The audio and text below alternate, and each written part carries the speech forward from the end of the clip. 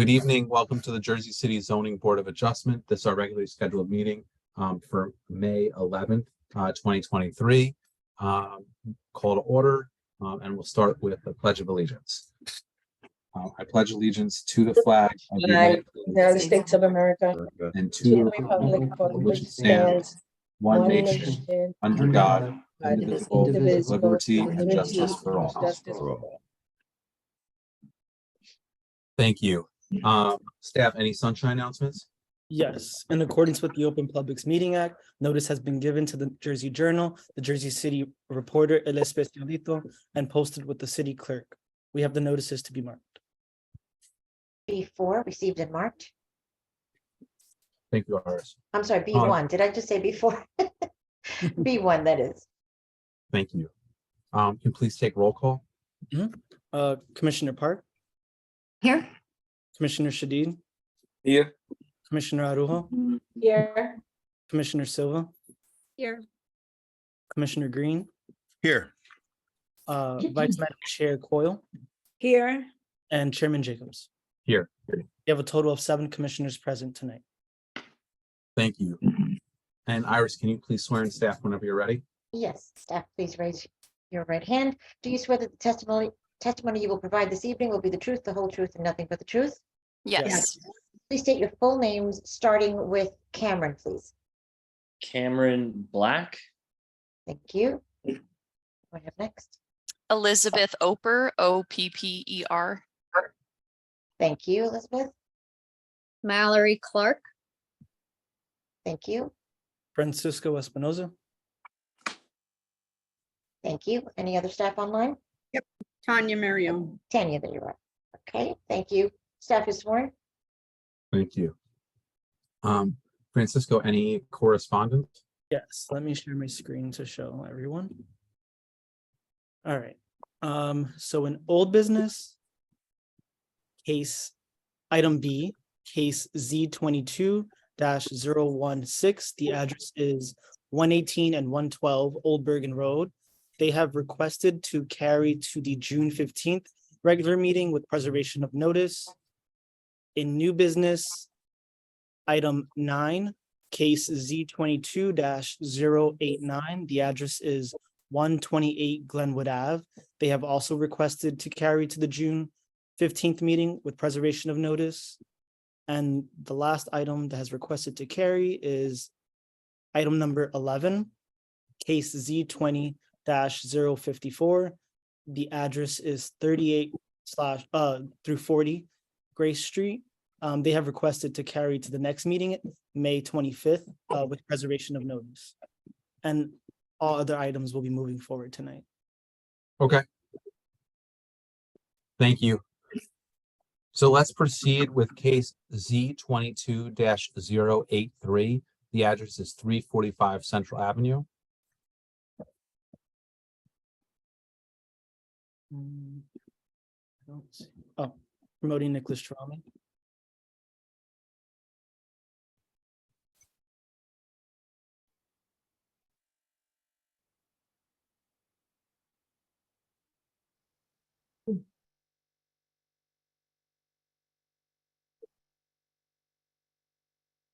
All right.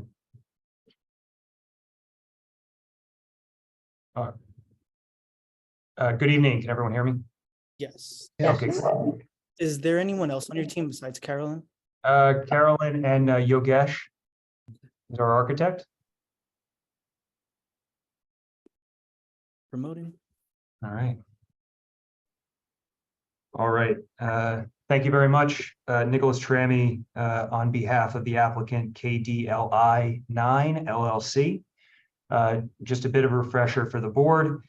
This application was started back at the last meeting on April 13th, 2023. At that meeting, testimony was taken from our architect. So the board is aware of some of the physical characteristics of the property. Just to give a bit of a refresher on where we are in the site before we call up our planner for testimony. The applicant here is proposing a D variance for the house of worship at the site. The house of worship would rest in the ground floor commercial space at the property, 345 Central. Just to give the board a little bit of orientation on the site is really an L-shaped parcel. It's got frontage both at 345 Central and along Lincoln Street, which is the side street. So if you were looking at the site, you'd see 345 Central. There's two properties to the left of it, and then around the corner would be the entrance on Lincoln Street. That entrance on Lincoln Street would lead into the proposed house of worship, which is the subject of this evening's application. As we had said, architecture testimony discussing this was taken at the last hearing. If there are any questions regarding that, we can certainly have our architect available to reiterate some of those points and walk through the space. I think with that brief introduction, we'll move on to our planning testimony. So Carolyn will take us through. Good evening.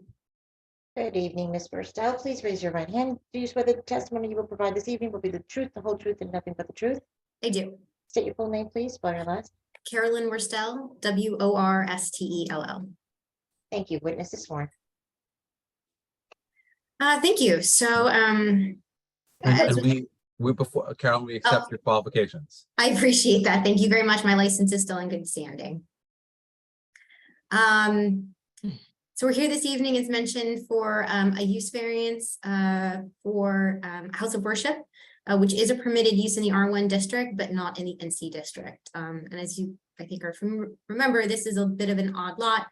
We're split zoned. A large portion is in the NC district on Central Avenue, and then the other portion is in the R1 district. So we're looking to ask for that use variance for the portion of the project, which is going to be in the NC district. And then there are a couple of bulk variances that we're requesting from that R1 standards for the portion that is in the R1. So starting off with the use variance, as everyone's aware, use variances can be granted under the Medici standards where property is particularly suited to accommodate a proposed use. The proposed use can be reconciled with the zoning ordinance and the fact that the use will promote the general welfare. Courts have found that churches and other places of worship are inherently promote that public welfare. So right off the bat, we're starting from a good spot where this particular use does inherently promote public welfare. In further consideration, the subject property itself really satisfies the other positive criteria, and that it's particularly suited to accommodate the proposed house of worship use due to its size, location, and consistency with the surrounding area. Looking at the lot size, while not permitted in the NC district, a religious use is permitted in the R1 district on lots with a minimum of 10,000 square feet. That square footage is substantially higher than the minimum lot sizes for all uses in the NC district, which is 2,500 square feet, or for typical 1 and 2 family dwellings in the R1 district. This lot is substantially sized. It's 8,065 square feet. So it is significantly larger than your typical lot in either the NC district or the R1 district. It is appropriately sized to accommodate the proposed use. It does allow for a larger building footprint and a footprint large enough to provide sufficient space within the ground floor for the proposed house of worship. The location, this subject property is ideally situated due to its unique through lot configuration and its proximity to other higher intensity uses. This is sort of a unique L-shaped property with a split zone nature. So the proposed house of worship will have a separate and dedicated entrance on Lincoln Street, which is in the R1 district, where it is a permitted use. And along Central Avenue, the frontage will be exclusively used for the proposed commercial space. So there will be no access to the religious use from Central Avenue, and it continues to maintain that character and the permitted uses along that corridor. And Central Avenue itself as a commercial corridor is highly intense, has a high intensity, containing predominantly ground floor commercial and retail uses, which would attract and sustain pedestrian traffic, which may also utilize the worship space. In addition, transit service to the neighborhood includes bus lines 88 and 118 on Central Avenue, with additional lines on 82, 83, and 87, which would be available 1 block west on Summit Avenue. So there is significant transit access within a block of this particular site. And then overall, it's consistent with the neighborhood character. Proposed house of worship is consistent with other properties developed with religious uses in the neighborhood. There are 2 other religious uses on the block, the Mount Olive House of Prayer at 141 Bowers Street, which is about a little over a 6,000 square foot lot, and Trinity Baptist Church at 159 Bowers Street, which is also approximately 7,750 square foot lot. So this subject property is similar in size and actually larger than 2 other existing churches that are within the neighborhood. We're also seeking a couple of the bulk variances, and just all of that cut together makes me believe that this really is a very appropriate location for this particular use, and that it's really meets that criteria for that use variance. Looking at those bulk variances for those R1 district standards, as noted before, there is a minimum standard. I think it's 10,000 square feet for a house of worship use within the R1. We are under that, we're at 8,000, but we're still substantially sized, and we're really consistent with the square footages of other lots in the area that have religious uses. So I do think that's this appropriate a lot, and that the minimum lot width and lot area, the benefit of allowing this to happen on this larger lot outweighs the deficit of that lot area and lot width. And then minimum parking. So the proposed project is not providing off-street parking, where 15 spaces would be required. So there is a standard that there is a stall for every 100 square feet of prayer space, where no seats or pews are provided. So based on that, we're looking at about approximately 15 spaces. But this is an existing building. It was approved for a commercial space with no associated parking. And really the building itself does not lend itself to having parking. It's in the NC district, for where retail uses on, are not permitted to have curb cuts on Central Avenue. So no parking would have been permitted, even for that commercial space. And then within the R1 district, parking and curb cuts are discouraged on lots with less than 50 feet in width. So the subject property only has about 25 feet of frontage on Lincoln Street within the R1 district. So it's not really an appropriate space for there to be creating a driveway for parking. And overall, just the building is there. We're reutilizing the space that it already exists. It's in proximity to residential neighborhoods and transit access. So it's a really well-situated site for people to come in and utilize the space and utilize the transit that's in the neighborhood.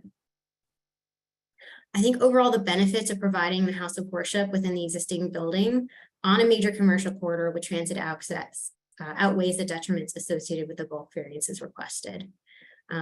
Overall, the project will advance the purposes of municipal law, advances purpose A, that in allowing development of a house of worship will promote the general welfare, and that, the providing a ground floor house of worship and commercial space is really consistent with purpose G as well. And then I think that looking at the negative criteria, this project really won't result in a substantial detriment to the public good or the general welfare. Houses of worship are inherently promote the public welfare, and there really won't be a substantial detriment to traffic or parking. The proposed temple does not function like your typical house of worship. That has been testified by the person who'd be running it, Nitin, and there is no weekly prayer service. They're not going to generate large volume of traffic or parking demand like you would typically with a church or synagogue. Like there's a specific day, a certain time where people all gather to worship. That's not how this space would function. Worshipers would visit when they have time, such as on their way to or from work or while out shopping. And really, they don't typically stay for long periods. The worship process is to come in, offer short prayers and to provide offerings, but there's no hour-long service that people attend.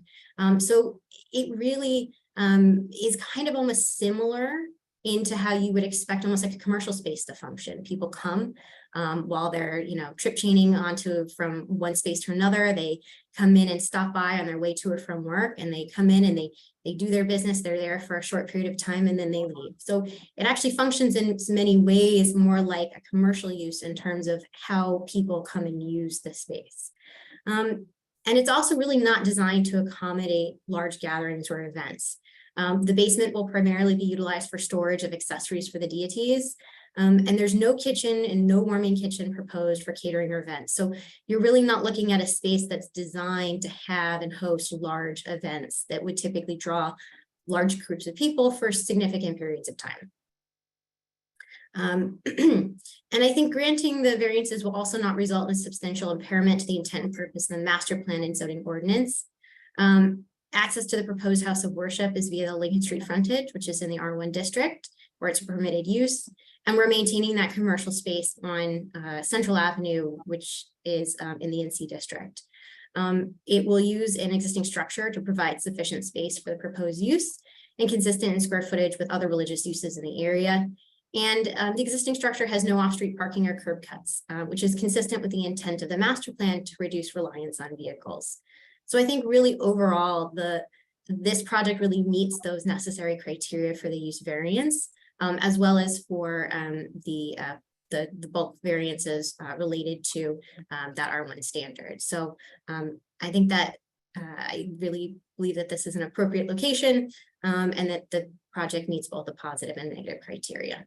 And I'm happy to answer questions if anyone has any. Carolyn, I just wanted to quickly reiterate one item that you had said. I think you had misspoke. The entire space is approximately 8,000 square feet, but the house of worship space is 6,000. Right. So the 8,000 is actually the lot is about the lot area, I believe. Right. So that's the lot area, right? The house of worship space on the ground floor is less than that. Yeah, the subject property is 8,065 square feet. So when we heard the rest of the application, there was some question from the neighborhood about, why. So two things that they asked about, one, they thought that there potentially would be actual demand for parking. But the second issue, why does the house of worship need such a large footprint? And, could you find a commercial tenant on, facing Central Avenue and have the house of worship, just on the side street entrance? So I think we'll start with the second question there first about the space. And I'm sure if we needed to bring up Yogesh Nitan to address that, but my understanding is that the way that this space functions is that you've got the deities. And so they are lined up within the space. And my understanding is that they take up a fair amount of space. And so you do need a fairly large footprint just for those deities to be housed. And then the way people worship is that they enter and they circulate and they take their time before each deity. They make a prayer, they may make an offering, and they circulate through the space. So I think that my understanding is that this is a space that they felt was an appropriate size given the number of deities that they are expecting to have occupy this space. And then, like I said, that is at the ground floor. The basement space cannot be used to house the deities. It can't be used for worship. It's just not part of the religion. And so that space, my understanding, was to be used for housing of the accessories for those deities. And as it was explained to me, is that these they're deities, but they're also people. They're as if they're alive. So they have costumes and dresses that are changed throughout the season. So there needs to be significant space for storage of all of those accessories and accoutrements. So that's sort of why they need space that's fairly large and significant for some of those back of house storage needs. So I think that sort of tries to address why they need a significant square footage. And then again, in terms of the parking, again, I sort of, as I was explained to me how the worship happens, it seemed to me that, again, you're not getting the single day all congregation gatherings that you expect to have with a church or a synagogue or a mosque. People come and they pray throughout the day. There's no set day in which everyone must pray. So it's more of a chance that people stop by on their way to other places. Maybe it's a significant day for them and they go and they make a prayer. So it's more, it's less about a specific day where everyone gathers and really drives that demand for parking, and more of a, you do it on your way to other things or on a specific day. So I look at it and say, to me, that parking demand is much more similar to a commercial demand.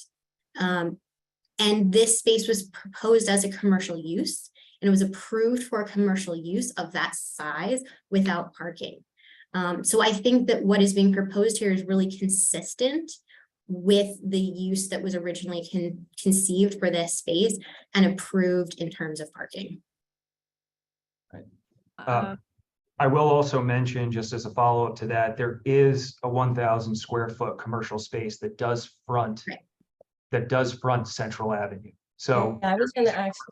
right, there is a commercial frontage along Central. It's an entirely separate space. Correct. Obviously within the same building, but it's an entirely separate space, will be an entirely separate use, and does speak to the commercial corridor.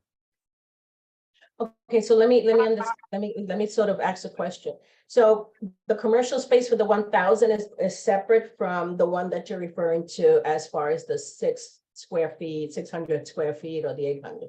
So it's a different, are they still going through the same entrance, or is this going to be different? No. So if it would be helpful, we can actually have our architect just bring up a quick depiction again of the first floor plan, if Yogesh is available and can share screens. But what you'll see is that you'll enter the religious space from the Lincoln Street side.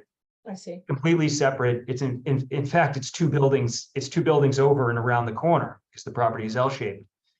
So had you walked into the building from the Central Ave side, you would enter into a retail or commercial space, and you'd have no idea that behind it is a house of worship. It has a separate entrance and a separate use. I see. Thank you. But our architect is here, and if he just wants to quickly show a depiction, if that would be helpful. That I would just be want to helpful. ask another question before we do that. So the required space, it's required 10,000 square feet to have a house of worship. So now we're down to 6,000 square feet for the house of worship. It's And let me finish, please. Mhm. Then you said that required is 15 parking spaces. And you're saying that that was not required for the storefront or for a store, but it is required for a house of worship. So you're trying to put that through as under the commercial space and trying to hold that, yet you're changing the use of the space from commercial to a house of worship, but you still want to hold us to those 15. You don't want to hold yourself to the 15 spots required for house of worship. You want us to give a variance on that. So I'm going to take that first question. So the lot size is just over 8,000 square feet. Right. So we're only 2,000 square feet under the minimum lot size in the R1. But so that's just want to clarify. So the 8,000 square feet is the lot area of the whole subject property. The 6,000 square feet, that is sort of the religious space that's on the ground floor. So that's two separate numbers. So when you said 10,000 square feet were required, what was that for? That's the lot area. Lot area is 10,000 square feet, yes. And then in terms of the parking, I think what I'm trying to express is that there is a parking standard in the code, which would equate to about 15 spaces being needed for this proposed project. It was originally proposed as a commercial space when it was previously approved. So that approval was for no parking spaces for the whole ground floor to be the commercial space. What I'm trying to say is that I believe that this project will generate the similar parking demand because of how it functions. Because the parking requirements that are in the code are really based on your typical church, your typical synagogue, your typical mosque, where people, large congregations gather all together at one time to worship. And so that sort of drives how you determine what your parking requirement is for that high and that day of the year, that Sunday morning or that Saturday morning that you have your worship service. This house of worship, this temple will function differently. There is no single day of the week where everyone gathers. So you don't get that high demand period that's the same. It's going to function more like the commercial space would have, which is people stop by on their way to and from work or throughout the day or maybe on the weekend. So the demand for parking, I believe, is going to be much more similar to that commercial space, at commercial use, than to your typical religious use. In which case, this project was previously approved as a commercial use that did not have any parking. So I believe that it's going to result in a very similar demand as that previously approved use. What is the name of this house of worship? I'm gonna let Nitin speak to what the specific name is. I Or mean, if you've got the and actual name. Kathy, I don't, I mean, certainly if you think that's relevant, I think it's important, but like, you know, we approve things all the time without any, like, I don't ask people, you know, we don't even know what the commercial space is going to be, let alone the name of something, of a shop. So like, I don't care. Like, this is I've never heard the day. I mean, I'm not, everybody's just saying house of worship, so I was just curious as to what that might be. it's a Hindu temple. I mean, I don't know, like, look, I think they're trying to get some use in the space, and they're still going to have some commercial frontage on Central, and they're still going to get a tenant, and they're going to get, you know, a tenant that's going to serve the purpose of the neighborhood. So I mean, this is relatively unobjectionable to me. Seems like a great use. Yes, it's understood as Hindu temple because when they mentioned that there is no certain day in a week that people gather, right away I figured it's a Hindu temple without knowing, which is fine. This is the way the system is, and that's the way they worship, and the people come in in some places around the 24 hours in single, double, 3, 4 people, and they leave. A family comes, and that's it. There is no big gathering, unless if there is could be a meeting or could be an event that is scheduled, which is maybe a few times a year. May we have the architect show his plans, please?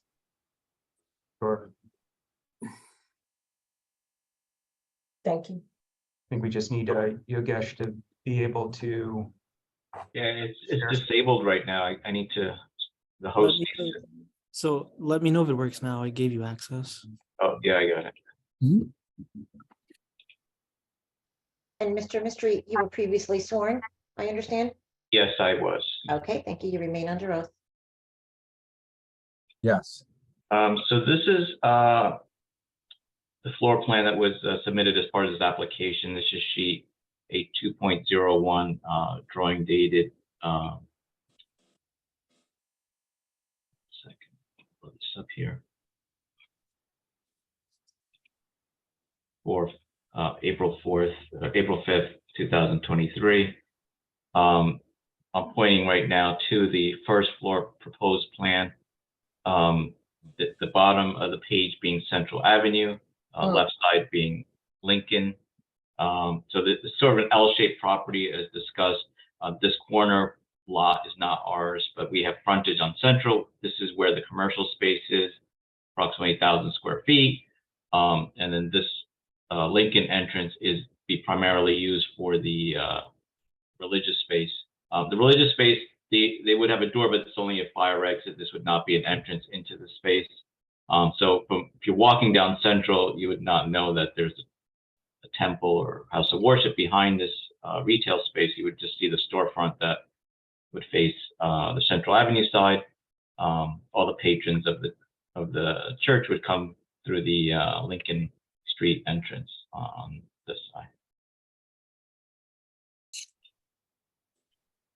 And that, may I ask, that Lincoln Street, is that almost across the street from Renato's? Is that where it is? About that same space, that same size on Lincoln? I'm not Like familiar Renato's? with that Oh, building.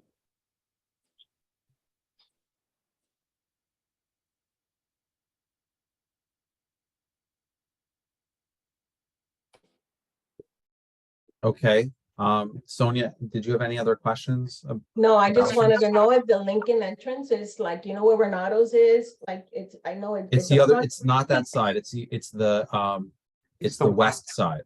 Yeah, I think maybe Wonder Bagel might be a good checkpoint. I think one for Renato's Bagel. is on Hutton Street. I think Renato's is the Hutton Street and Franklin, that large extension between Hutton and Sherman Avenue or Sherman Place. That's, I think, where Renato's is. Sonia, this is the west side of Okay. Central Ave, not the east side. Okay. And if you've been to the location, I mean, to Nick's I have point, to- it's certainly like it's not even the corner property. It's a couple of properties down on a relatively residential street. So Mhm. whereas Central really feels commercial, the Lincoln feels very residential. Yeah, it does. Okay, all right. No, I've looked it up in the Google, so I know how it looks like. But since you're referencing Lincoln, I wanted to know if it's, so I can have you know, some kind of reference. Whether it's next to Renato's or it's going up or whatever. So, you know, because I like Renato's, so I know I go there. So I just want to know if that's Lincoln, but it's okay. That's this is not fine. Lincoln, so it's the other side of the street. I could look on Google Maps. I have looked at Google Maps. Yeah. It's kind of, I think Lincoln. It is. You guys pulled something up, and Yeah, my yeah, he frame of pulled reference something up. was This is the kind of mid Central zoning Ave. map here. This is Thank you Lincoln. so much. Thank you. I appreciate this. All right. So That it's helps. Central, okay. And Summit, I mean, you can see it looks Mhm. like it's a few blocks south of Congress Street. okay. All right, thank you. Okay. Anyone else have any questions at this time? Okay. Francisco, anyone from the public have any questions for, I mean, I guess only the limited testimony from today? Yeah, so I do see 3 hands that are raised. I want to note that one of them is David Cruz. He did give previous testimony at the previous meeting. I don't know if I recognize him again. Yeah, there's been different testimonies, Okay. so I think, Yeah. you know, I think that's totally fair. Okay, so I'm gonna promote David Cruz.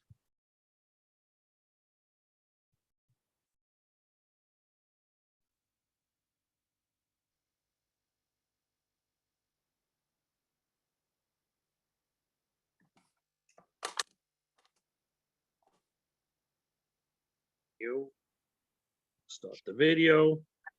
Hello, everybody. Hello, commissioners. Hello, everybody. Hi, how are you? Well, Hello, And I Mr. just want to Cruz. thank Please, you. Mr. Cruz. I want to please thank raise- you for all the hard work you do. First Mr. of all. Cruz, thank you, but please raise your right hand before we begin. I'm sorry to interrupt. Do you swear that the testimony you will provide will be the truth, the whole truth, and nothing but the truth? Yes, ma'am, 100%. Thank you. State your full name and your address, please. My first name is David. I think you froze. we lose David. It's frozen. Yeah, his computer froze. Okay, David, if you can hear us, I'll promote you again if you raise. Oh, There, I You think move. you're back.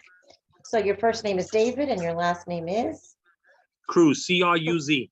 and your address is? It's 280 Central Avenue on Central Avenue itself. Thank you. Please proceed. How you doing? My name is David Cruz. I've been living here forever, but I also have a business on Central Avenue for 23 years. I know Central Avenue. I also have a block association on Hutton Street, and I know parking is awful, awful, awful. Now we're talking about 15 spots, and we're talking about that they don't need parking. Last week, they said nothing about parking. They also said that they tried to contact the Central Avenue City office, and they got no response on the Central Avenue City office, but we got a response. Central Avenue City office is going to talk today how they met up with them, and they did talk to them. So I don't know why would they say that they did it, and now we're going to tell the truth, and they're going to see they did talk to Central Avenue. I think this project is no good. I think it's going to be a lot of people coming in. You got a size of a basketball court there. What do you think is like going to be 2 people coming over there? I know when I take my wife and daughter to church, I drive there. I drop them off, look for parking. I know everybody. There's certain people in the neighborhood that will walk the 2 or 3 blocks, but guess what? Not everybody's going to take the bus. There's no trains up here. They could take Uber, yes, but everybody drives. And if you have that many square feet, people are going to drive there. There's no parking at all. The whole community is going to be upset. They're already upset. I didn't want to put you guys through getting 100 people to come on board and make phone calls and going to the zoning things. No parking. We live on the block, no parking. So I took it upon myself as a leader in Jersey City, I advocate for everybody. And part of the Central Avenue City office saying, this is a terrible project. We don't need, this thing was for commercial use, yes. And with the commercial use, now they're saying, well, we're gonna have the same amount of people driving in. Last week, they said there's no driving in. The whole problem of everything is parking. We have no parking. Where's this place at? Next to Walgreens and Rite Aid. 1 There's minute no to go. parking. You know, a lot of people, some people take Uber. I know the neighborhood. I've been here for 23 years. I live on the avenue. I know it's bad. You know what I'm saying? I give out quarters when people come in. Here, look for parking. Don't worry, I'll pay for it. That's how bad it is. But if you have tons of people, nobody's gonna walk in there, and they're saying people gonna walk in different times of the day. Come on, that's crazy. You know, they're gonna be walking. You could have 100, 200 people walk in on a Saturday at 2 o'clock. You know, we don't know when the people walking. They could change their hours. We don't know nothing. Things change all the time. And about not having food in the premises, guess what? Nobody said that you can't order food and put the food on trays and have people eat food downstairs. There's no food upstairs, but they certainly need food downstairs, and they could go downstairs and eat. It's for a large amount of people. It's the size of a basketball court. And You guys are all commissioners. You all guys are very smart people. It's not for like 3 people. If there were 20 people or 10 people, they could have used the 1,000 square foot. But no, they want the 6,000 square feet. Time's I'm up. fighting for. Oh, sorry. Time's up. Yes, a long time ago. 20 seconds ago. Promoting Thank you, David. Gary Solomon.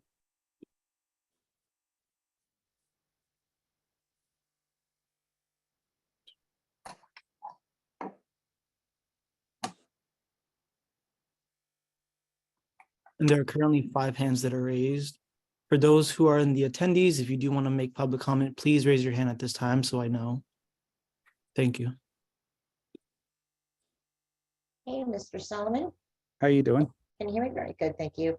Please raise your right hand. Do you swear that the testimony you will provide this evening will be the truth, the whole truth, and nothing but the truth? I do. Please state your full name, spell your last, and state your address, please. My name is Gary Solomon. It's Solomon. My address is 307 Central Avenue, retail store. Thank you. What else? Please proceed. Thank you. Please proceed. I'm a member of the board, Central Avenue SID. I'm a retailer, been on Central Avenue 45 years. Our business has been on Central 114 years, one of the oldest businesses in Jersey City. We respectfully oppose this change from R1 to NC. R1 is retail. I believe this board approved a variance previously for the same property for the retail 1 to be 6,000 feet on Central Avenue. It was presented to us that way, and that the Lincoln Street entrance would be a loading dock for supposedly like a Trader Joe's or a food store. And we were all in favor of that. We were willing to forego parking for that reason. This case, this is totally flip-flopped.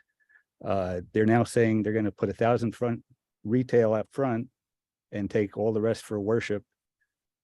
It doesn't work for a retail corridor. Central Avenue has been a Main Street retail service corridor for, I don't know how many shoppers we have on the board, but I'd invite you up to look at the property. They've added 3 stories on top. It's huge. I don't know what the tax ratables are, but what would be lost if it becomes a house of worship. And just so you know, I'm a volunteer for the SID. I'm not a paid lawyer or designer or architect. I'm passionate about Central Avenue. I'd like to see it stay the same way it is. I'd like it to be a retail store in the future. Thank you. And that's it. I won't take all my time. Thank you. Promoting Maria.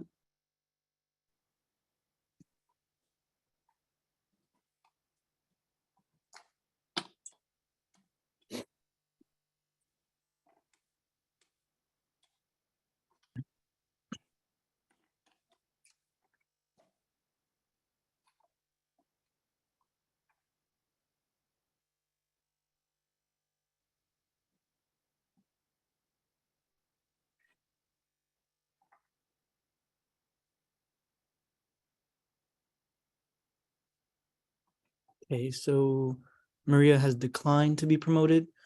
I'm going to promote Central Ave Sid. I mean, what is that? Didn't we just hear from 2 people on that? I think the individual is named Tyler Crosby. Okay. It's in parentheses.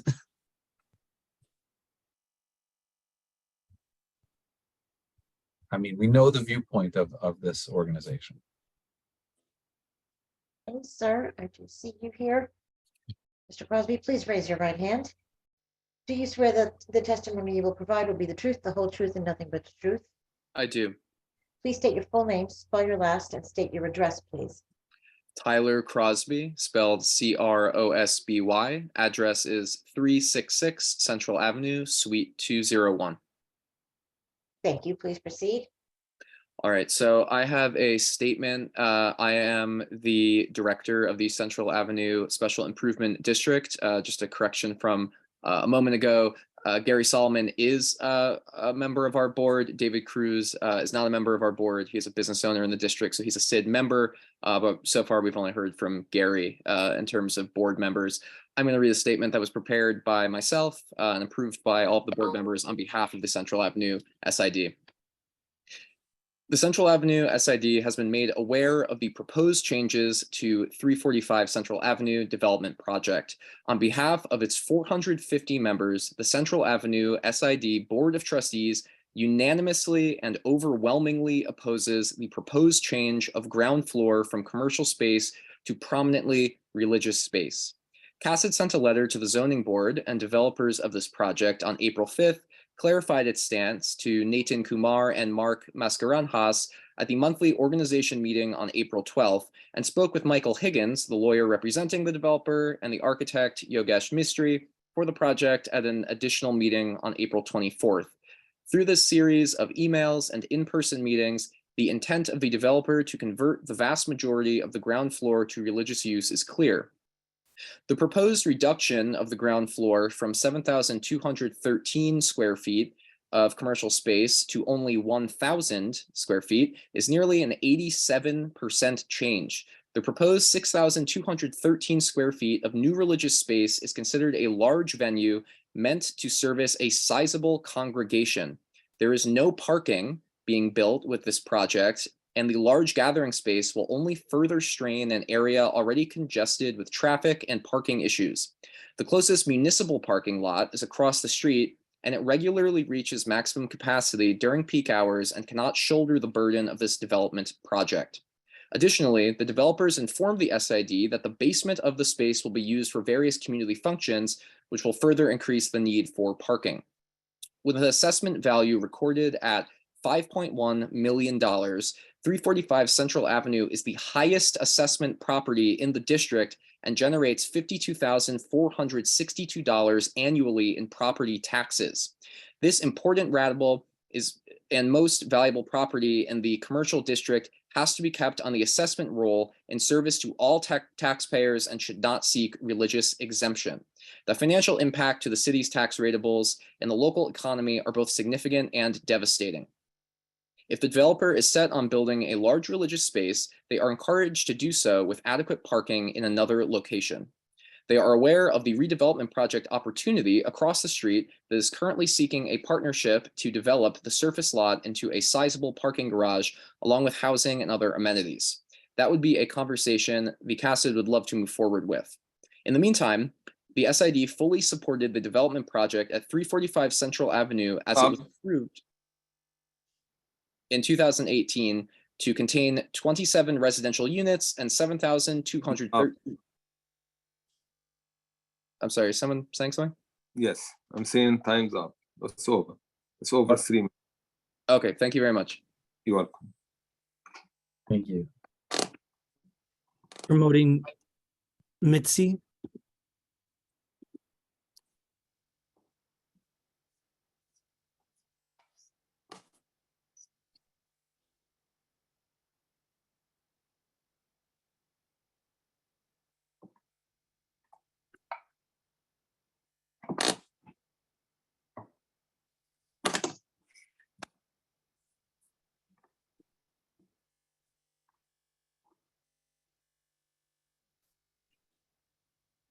Hello? Hello, Mitzi. Do you have a camera that you can operate? That you I can? thought I did. Up until now, I noticed I don't know how to. All this time I was here and I was hoping that everything was fine. So can I still speak or? I don't know. Is it okay if I move forward with Yes. Lindsay without the camera? Okay. Ma'am, I Thank will you. ask you to please raise your right hand. Yes, And please swear that you would tell the truth, the whole truth, and nothing but the truth. I swear I tell the truth, the whole truth, and nothing but the truth. Thank you. State your full name, spell your last, and state your address, please. My name is Mitzi Tejada, Tejada, and I'm at 302 Central Avenue in the Central Avenue. Okay, thank you. Please proceed. So as I mentioned, my name is Mitzi Tejada, and I'm a longtime business owner on Central Avenue, a member of Central Avenue SID. I just became a member and also a resident. I want to reiterate points outlined by Tyler. The proposed changes for 345 Central Avenue are not in the interest of taxpayers. It will negatively impact parking, as we all know, and it will negatively impact our Main Street community. The variance the applicant is requesting simply has no benefits. The development plans previously approved by the city remains the best option. Please uphold the existing zoning laws for our neighborhood. It was put in there for like to prevent these going forward, because if you do exceptions continuously, this is going to happen and continuously happen. So, you know, the law was, do not allow this spaces in Central Avenue for religious use.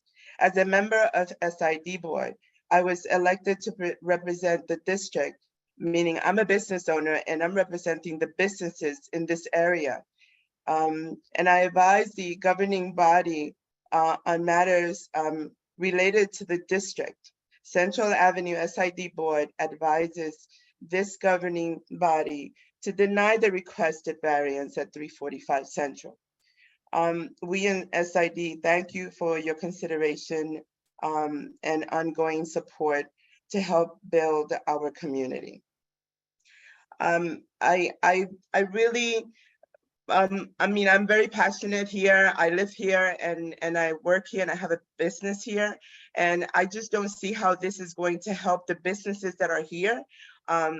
With people coming here, I am not against any 1 religious minute to go. but you know, we want people to come here and spend. If that's really what the business is looking for. Thank you. Thank you. Promoting Maria Tommy's Restaurant.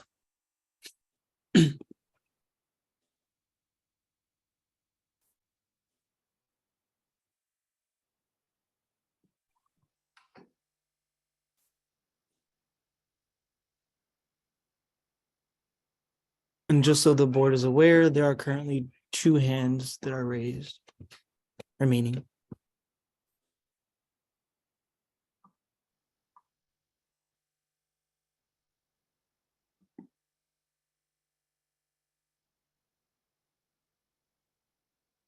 Maria, can you please unmute yourself and turn on your video? Hello. Okay. Yes. Hi. Hello, Maria. Please raise your right hand. Do you swear or affirm that you will tell the truth, the whole truth, and nothing but the truth? I Yes. Okay. Please state your full name. Maria Diakos. Spell your last name, please. D like a Davy. IAKOS. And your address, Maria? What is your address? Where do you live? Oh, 349 Central Avenue, Thank you. Jersey City, New Jersey. Okay, I'm very next, good. I have business with my husband, 35 years, next to the building.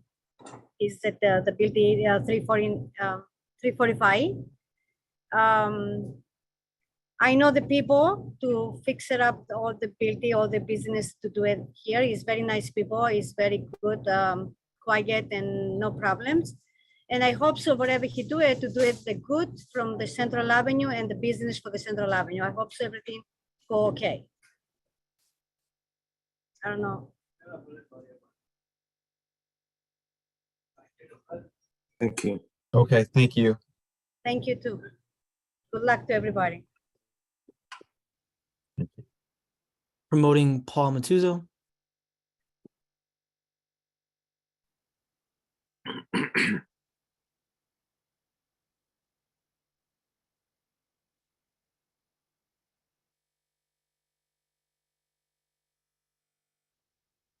Mr. Amatuzzo, please raise your right hand. Do you swear that the testimony you will provide will be the truth, the whole truth, and nothing but the truth? Yes, I do. State your full name, please, and your address. Paul Amatuzzo, AMATUZZO, 83 Sherman Place, Jersey City, New Jersey. Thank you. Please proceed.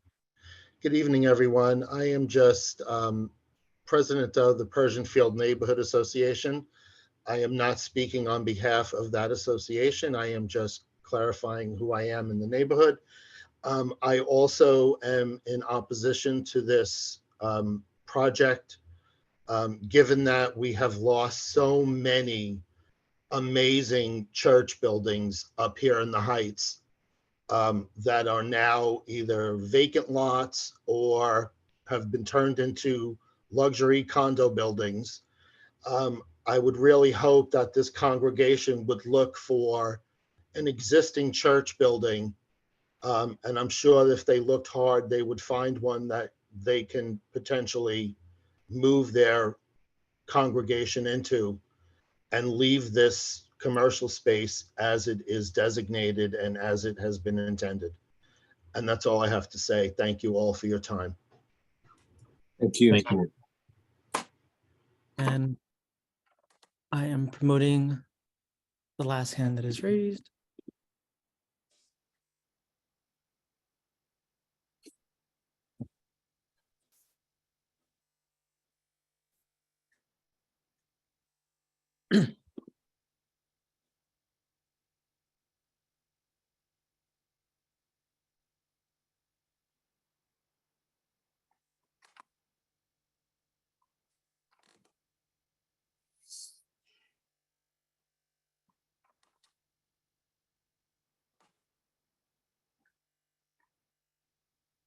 Ms. Mayel? Do you have a video that you, there we go. Yeah, Unmute, I'm please. having some trouble with the video. I have it on, but it's not showing. No? I'm not sure why. Okay. So I will swear you in, please, if you can raise your right hand. I Do am. you swear that you will tell the truth, the whole truth, and nothing but the truth? Yes, I do. State your full name for me, please. Spell your last and state your address. Dana Miele, and that's M-I-E. You say M-I-E-L-E, and 348 Central Avenue. And the reason, thank you. So, good evening, members of the board. The reason that I'm here, I'm standing as a person of public regarding this motion that is being presented at the moment at Central Avenue. I'm very familiar with the area. I'm very active in this area in Central Avenue, and I enjoy looking at the diversity of cultures and diversity of supporting each culture and embracing the diversity that we are as a community. I think presenting this opportunity for different cultures to gather and understanding each other, how lovely everyone can be, as diverse as we are, but united as one. This actually is something that is going to create different stream of income for people. If you look at it in a way of creating jobs, right? For the store, it's going to create residential. And at the same time, it's going to create support for the belief in their faith. So one of the areas that we need to look upon is that as a community, we grow together. We don't choose or select sides in the sense of what's best. I think best is when we are united as one. That will be all. Thank you. Thank you. And at this time, I see no other hands raised. Okay. Thank you. Nick, is there anything that Yeah, not to say that they raised anything differently that your team hasn't already talked about, but yeah, no, absolutely. I think I'll just say in closing, our team over the last couple of weeks was made very aware of the SID's position on the project. I will say our ownership and our office did make other community outreach as well. You will see a piece of correspondence from the Heights Community Coalition in support of the application. That was furnished to staff. We met with the councilman, took a tour of the building. We have no negative feedback. Beyond that, the property does have unique characteristics. It is going to maintain that commercial frontage along Central. The entrance to the house of worship is going to be discreetly kept on Lincoln. I will also just give a little bit of a background in terms of the project. The project was brought before this board years ago by a separate owner. They had the 8,000 square feet of commercial space approved. The building was there. 345 Central was there. It was an expansion of an existing structure. So, you know, we're really working within the bounds of that previously approved project. Our clients had a different intent for this particular commercial space, respecting the same commercial corridor, and giving a nod to that with the commercial space fronting on Central. A lot of thought and time and energy went into figuring out how much space was needed for the house of worship, what the use was, and the intensity, and this is the project that we're left with. It is an inherently beneficial use, and I think as our last member of the public said, it's a nod to modern Jersey City. I mean, we're all as one, and there's a space for everyone. So we appreciate it, and that does conclude our testimony and our application. Thank you. Did we hear, I don't remember, did we hear from staff last time on this?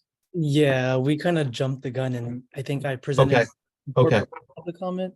But I do have one other. I'll be really brief. I don't think I spoke to this last time.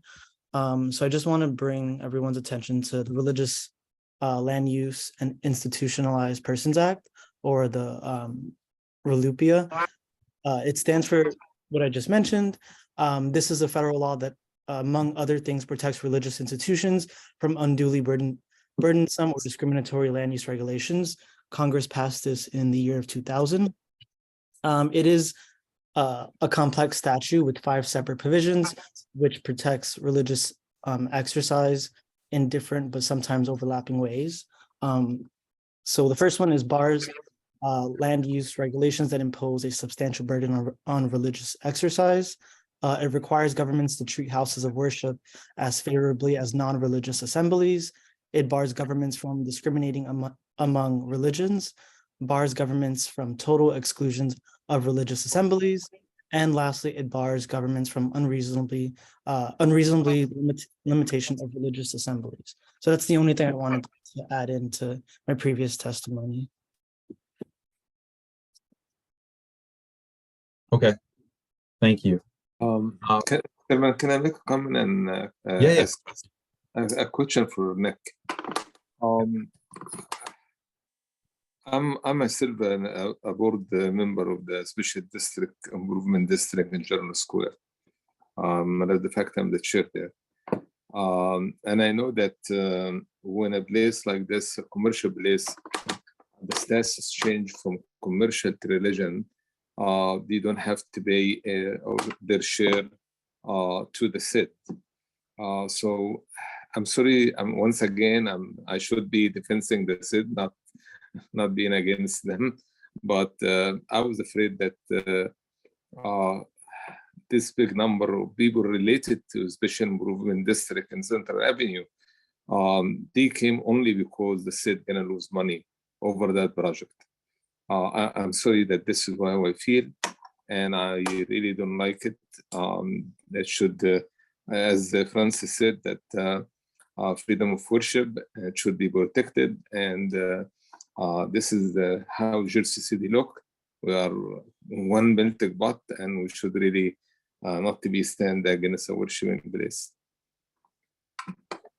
So if I'm understanding the question correctly, we're talking about the financial impact of having a house of worship on a portion of this.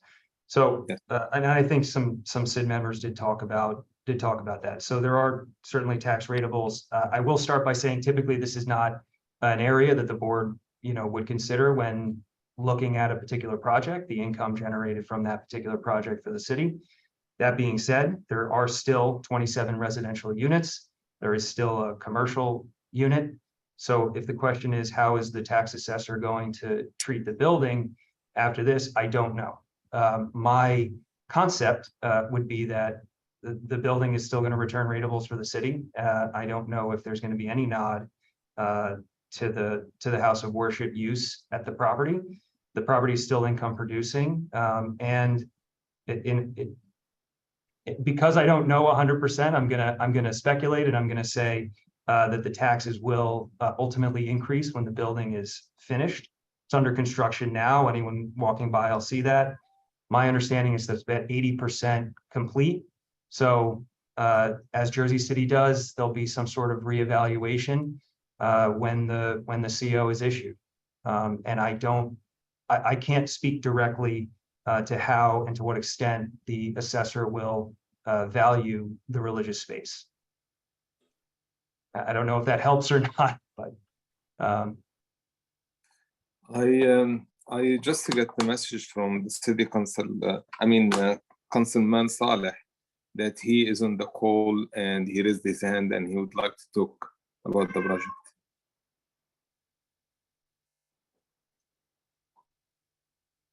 Okay, sure. I didn't say we closed the public portion. I should have. But certainly, yes, we can hear from someone else for 3 minutes. Promoting Yusuf.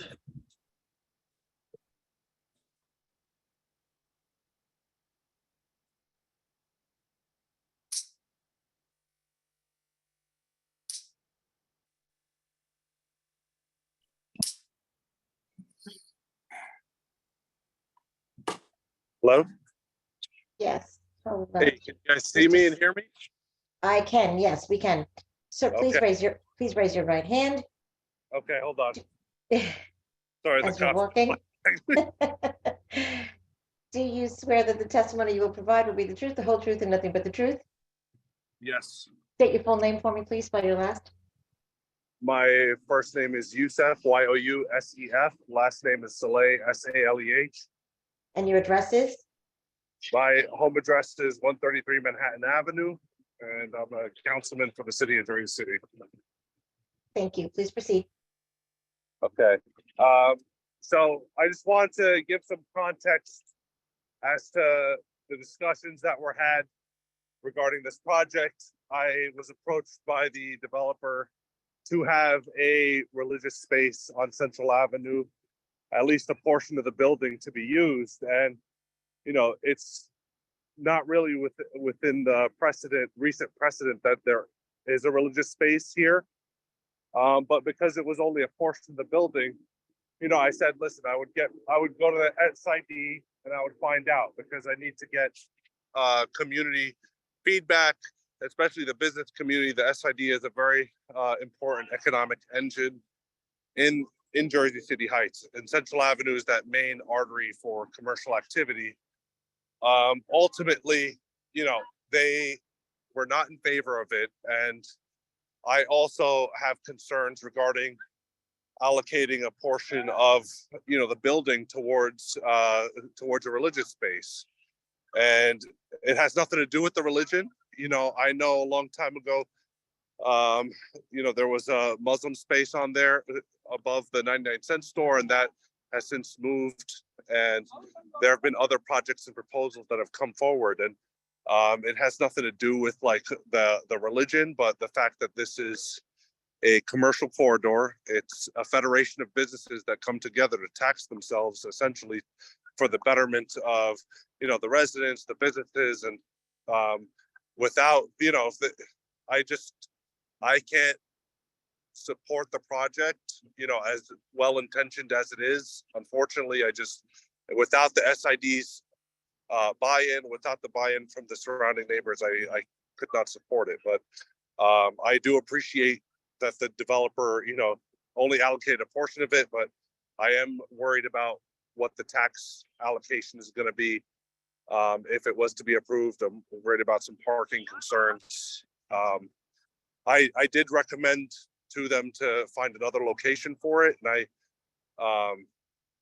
I just think that the SID ultimately they don't approve they don't support anything that is on the SID, whether it's this SID or any other SID. Like, they generally have no religious nonprofit buildings there due to the tax implications.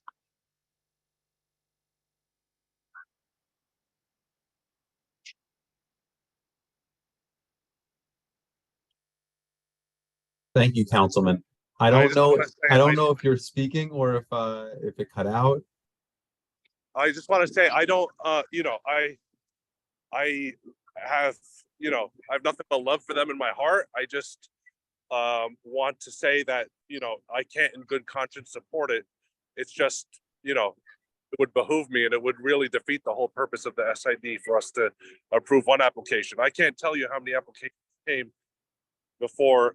I'd say about 4 applications have come and gone since I've been a council person regarding putting space. I don't know if they were fully submitted, but the proposals, people wanting to put religious space and to open the door would be, would set a precedent. Okay, Okay, and that's all I have to say. Thank you. thank you. Thank you. I also wanted to just clear something up for the record. The zoning ordinance does permit houses of worship in all our residential zones. And planning is consistent in not permitting it in all of our commercial corridors. So I just wanted to clear that up for the record. I think I remember the comment who said something to that effect. Okay, so we'll close the public portion of the application. I mean, I hear the concerns of the community. I would imagine practically, if they could have gotten a commercial tenant for this space, they would have. Like that. So I don't know that what we're gonna see is not, it's gonna be this Hindu temple, or it's gonna be some awesome commercial space that everyone wants. I imagine it may take some time and they may or may not be able to get a commercial tenant. Wouldn't they have obviously wanted someone who probably would have commanded higher rent?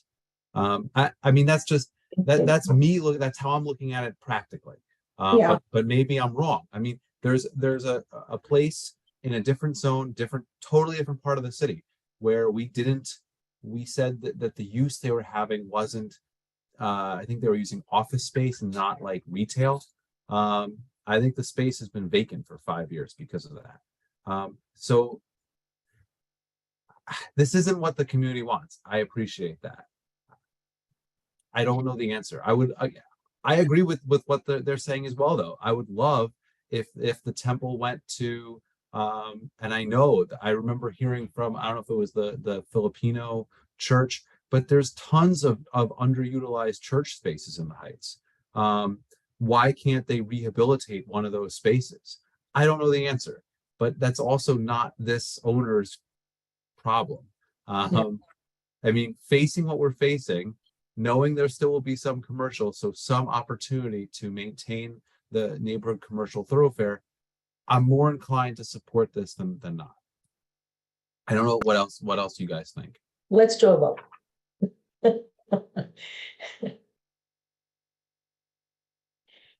We can vote. Sonia, are you making a motion? Actually, I just have a question Kathy, before you're we mute. vote. Wait, I have a question before we vote, just so I'm clear, because I am a newbie, right? Okay, This, thank you. did this, Wait a minute. Go ahead, Kathy. Okay, so. Sorry. I Sorry, thought Veronica, Kathy and Veronica. Kathy right? was on first, yeah. okay. So, I listened and I am never opposed to anyone having a place to go worship and practice their faith, their religion. But I do agree with Yusuf Saleh and also what you did say, Josh, is that there are so many places of worship that are closed up and down that corridor that could be used. My opposition to this whole thing is those 15 parking spaces that they want us to grant a variance when I know the area. I've grown up in the Heights. I lived in the Heights my whole life. I'm now on Liberty Avenue, but I was in the Heights for all those years. And parking is terrible. And for us to say, give them the space and just do away with the required parking is difficult for me to say yes to. And I'm not opposed to anybody practicing their faith, but we're giving out maybe an ordinance that's just going to disrupt that neighborhood and the parking a little bit more. So that's my take on this. So you'll support it, but I don't think I can, just based on those facts, but that's just my opinion. And I have a clarifying question that I just need to understand process-wise. So this construction, right, which is, it's under construction now. It went to planning, it came before this board for the commercial use. Now there is a change in variance. So has this change in variance, does it only come to this zone, this board? Is this going back to planning board? No, so Veronica, it never went to the planning board. This application came to the zoning board for a mixed-use property that would abut both Central Ave and Lincoln Road, and it's a very weird shape. Yep. So Yep. the weird shape is what made us think we need the variance. It's justified in this instance because the frontage on Lincoln is by its nature residential, and Central is a major commercial thoroughfare. So the variance today, I mean, and I agree with what the CID is arguing, it changes the nature of the approval to see it as something that's more akin to residential for the majority of the commercial space. I do think, you know, it's a little bit of, and it's not disingenuous, but this is two very different collaborated buildings. So the frontage on Lincoln, which is where this will be an entrance from, is very residential in nature. The Central Avenue side, which will still have commercial frontage, is commercial. This is a large space. And I asked, why do you need all this space? It sounds like they need all this space. But from a procedural perspective, Veronica, it never went and never will go to the planning board. Thank you. I'm just trying to understand the voice of the different constituents because we've got lots of people weighing in, and there's a certain amount of respect for what planning decides to go through and what the Francisco says. So I'm just trying to weigh all of these options in terms of, because I'm not sure what the right answer is either.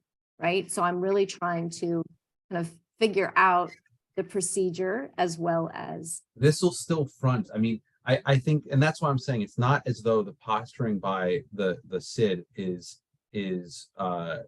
incorrect, but what we're talking about is going to front onto a residential street and will be a predominantly, you know, a use that could be used in a residential space. And there still will be 1,000 plus about 2,500, I think. I don't know if my numbers are right. So about 3,500 square footage of space that could be used for commercial that this is not taking. Chairman, I just want to clarify, absolutely nothing else but to say that we did change the ordinance to deal with split lot zoning. And if the lot is a majority of one zone, the whole lot gets treated as that. So this would actually probably at some, if it went back for anything or it wanted to go back for the same thing, like it originally went for commercial and ground floor all the way back into the R1, it would go to the planning board because it'd all be treated as an NC. Of course, that doesn't change anything because house of worship are not permitted in the ground floor, but I just wanted to clarify that. All right. Right. Okay. Does anyone else have any other questions? Does anyone want to make a motion? I'd like to make a motion for case for 345 Central Avenue, case Z22083. For the approval of the variance use and the C variance meaning parking required. I second motion. On a motion to approve, Commissioner Park, Yes. Commissioner Shadid. You're muted. Ahmed. Yes. Commissioner Arujo, No. Commissioner Silva, Yes. Commissioner Green, No. Vice Madam Chair Coyle, No. Chairman Jacobs. Yes. Motion carries. Four. Does- Oh, I was just gonna say, what was? The motion does not carry. Motion Motion denied. The the application is denied. Yes. Because it required 5 votes, right? Yes, and 4 voted It's yes. D variance. It's 4 voted for, 3 against, you needed 5 votes. Yes, So the motion does not carry. motion fails. Okay. Okay, Well, thank you for your time. yes. Iris, do you want to take a break? Do you want to keep going? What do you want to do? Not knowing how long the next one would be, maybe it's safer to take 5 minutes right now, perhaps? Is that okay? Um, I'm not sure how long the next application will be. I mean, we can call up case, are there any, do you think that case 10, case Z22-066 would be very quick? Francisco? No, I think it's probably best that we go to the minor site plan with the C variance. That might be quicker. Which one is that one? Item 12. 12, okay. I'm sorry. Okay, let's, Josh, can I ask a question? Were we supposed to Yes. do the old business A, the 74 Bowers? So is that, No, is that? we're leaving we're that not to doing the that. end. I'm gonna leave that until the end, To the end. otherwise, I think Cynthia's gonna make that take any remaining time. Not a problem. Okay. Moving on. That's fine. Okay. So Keep going, Iris. I think, Yes, sorry, I think we can do another one really Yes. quickly. yes, So I we're gonna agree. do case Z22-101. The address is 153 Sussex Street. Oh, I see. Okay. Promoting I'm Brit- assuming the applicant is pro se, there's no No. attorney listed, is the that applicant. correct? Mhm. So the record is clear. We do have the notices, an affidavit, proof of publication, proof of service. So Iris, we're gonna mark this as A1 for this application. And then we'll hear from Mr. Smith, who's on the air. Hello, Mr. Smith, how are you? Hello, doing well. Good, Exhibit A1 was accepted. yes. Thank you. Okay, Mr. Smith, please raise your right hand. Do you swear that the testimony you will provide this evening will be the truth, the whole truth, and nothing but the truth, so help you God? I do. Please state your full name, spell your last, Brandon Smith, SMITH. and your address, sir, please. I reside at 343 9th Street, Jersey City. My company address is at 344 Grove Street, Jersey City. Okay, thank you very much. Please proceed. Okay.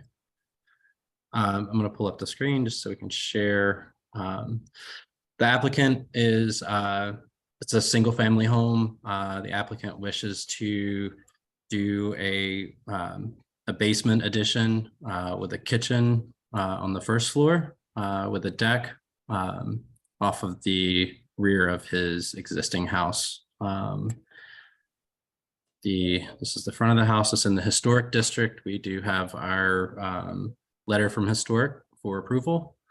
So we went through with them, to discuss everything and get their feedback and address any concerns they had and provide, basically a lot of it was just additional documentation they requested. So the project is expanding the basement below, expanding the kitchen. The kitchen is quite undersized at the moment. And then replacing some of these older doors and creating a new door opening to access the top of the kitchen as a roof deck. It's the existing conditions throughout the site.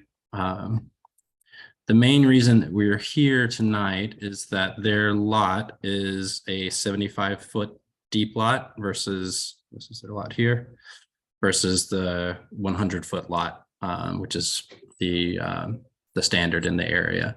So our 30-foot rear yard variance or 30-foot setback, we are over that.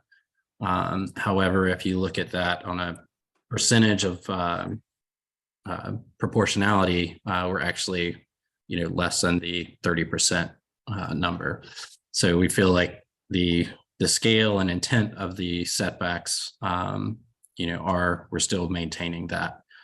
There's an existing stair and we're not going beyond where that existing stair lands. So, and again, nothing of this can be seen from the street either.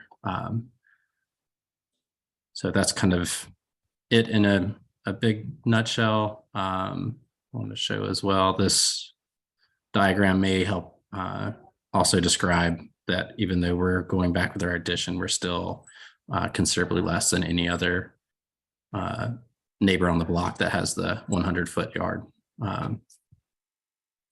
100-foot lot.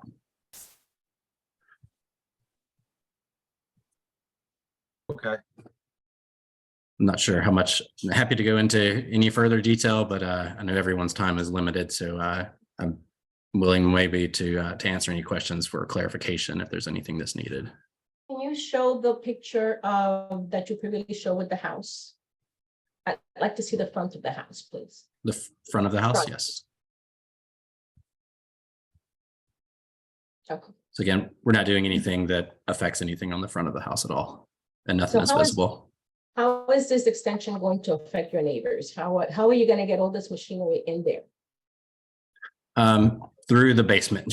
So it's yeah, there's also a small, this is the neighbor's house here. There is a small alleyway.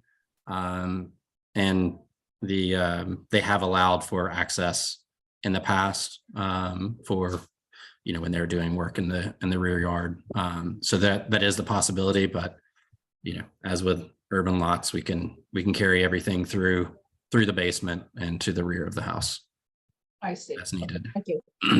And it's really only a one story at the basement level, and then just a small portion at the main level, just a small bump out here. So it's not a expansive addition on the rear. It's a pretty small addition.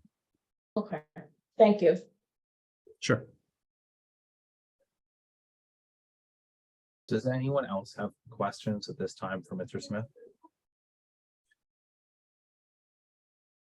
So Francisco, is there anyone here from the public? At this time, I see no hands raised. Okay, we'll close the public portion of this application. Does staff have any comments? Yeah, hello. This is Liz. I am just going to share my screen with the staff report and quickly go over some key items. So just another factor to consider is that this application or this building follows the predominant front yard setback of 4 feet 4 inches. So that's also taking away from the potential rear yard depth. So I just wanted to bring that to your attention.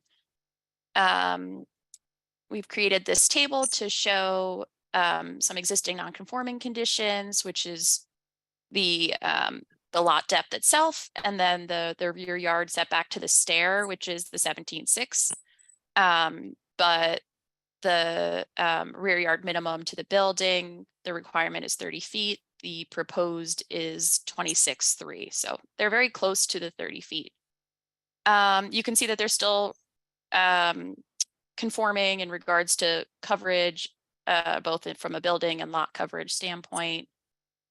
And then, yeah, we've taken a look at this diagram, and then this diagram, this chart here just discusses some of the percentages. So the proposal is very much so in line with the 30% implied by the 30-foot rear yard.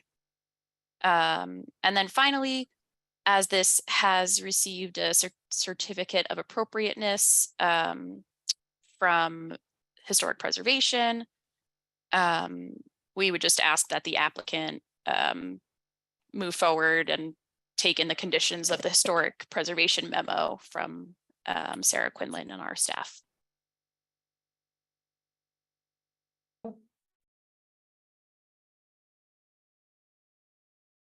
Let me know if you have any other questions. Does anyone have any questions for staff? If not, does anyone want to make a motion?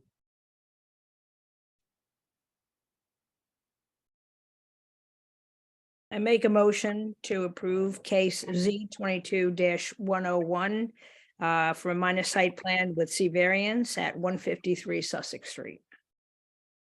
I second. Second, okay. On the motion to approve, Commissioner Park, Yes. Commissioner Shadid, Yes. Commissioner Arujo, Yes.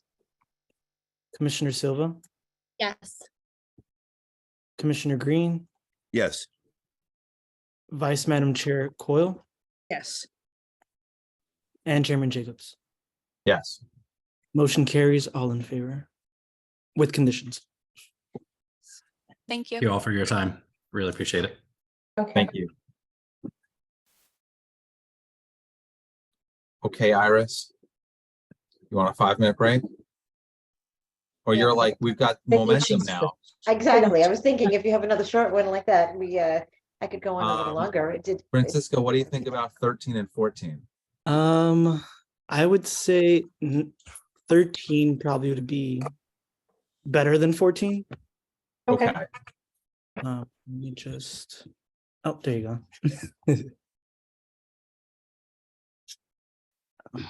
Okay, so we'll move forward with case Z 23-027. The address is 244 St. Paul's Avenue. Promoting Tom Lee. Okay.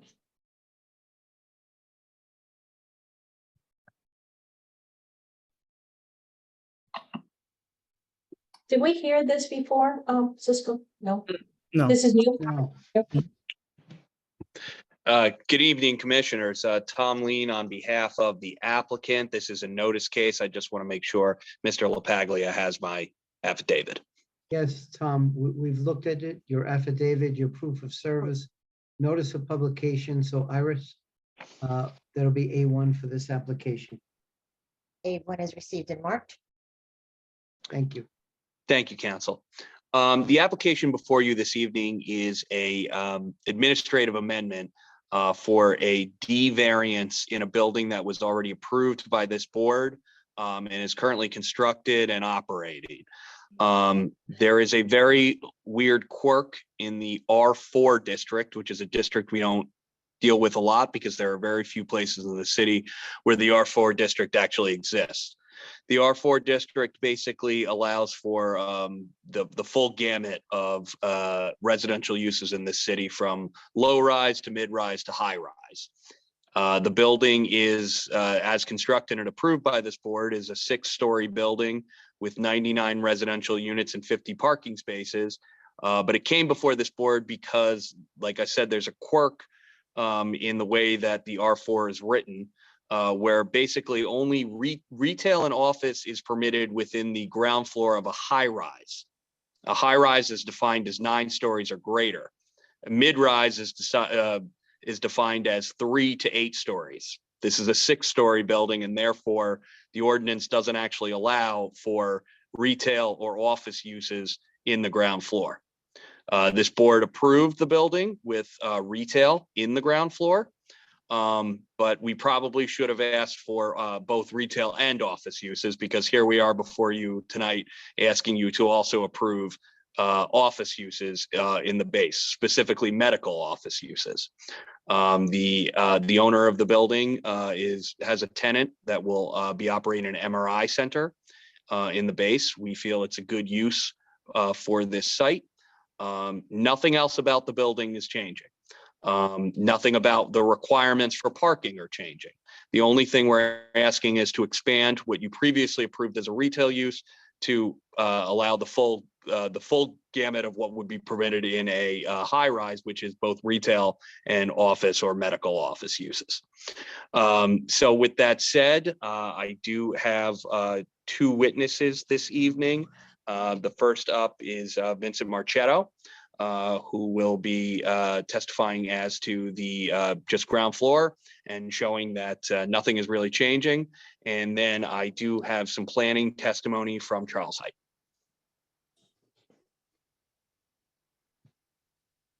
Okay.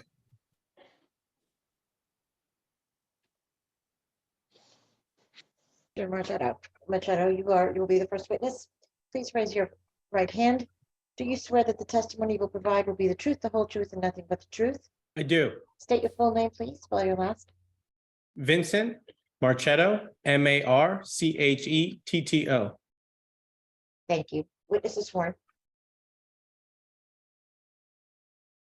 Thank you. I don't recall, Mr. Marchetto, you've probably been before the board. I don't remember, but is your license current in the state of New Jersey? It is. We accept your qualifications. Thank you. Great. So I'm going to share my screen. 1 second here. All right.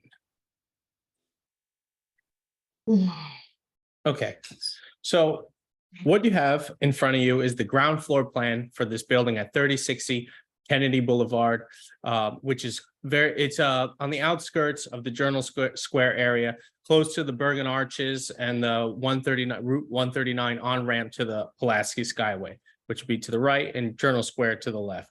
St. Paul's Avenue is here on the left.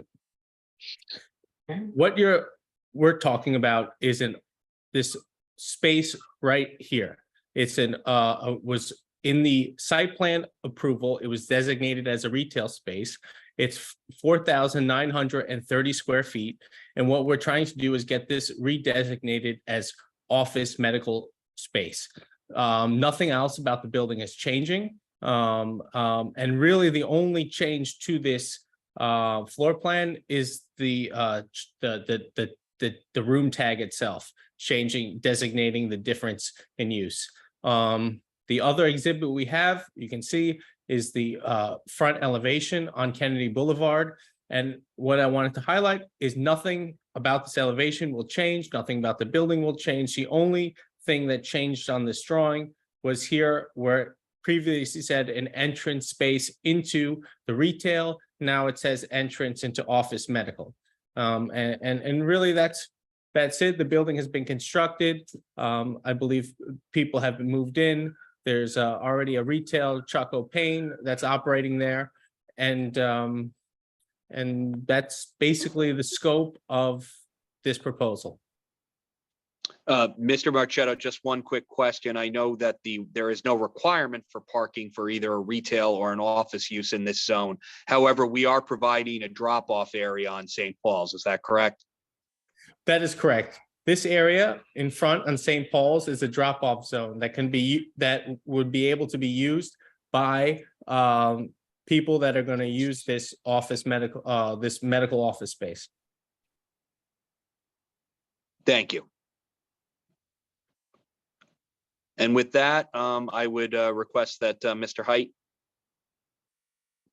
provide his testimony. Hello, Sure. good evening. Yes. Mr. Height, please raise your right hand. Do you swear that the testimony you will provide this evening will be the truth, the whole truth, and nothing but the truth? I do. Please state your full name. Yes, Charles Height, last name is spelled H-E-Y-D-T.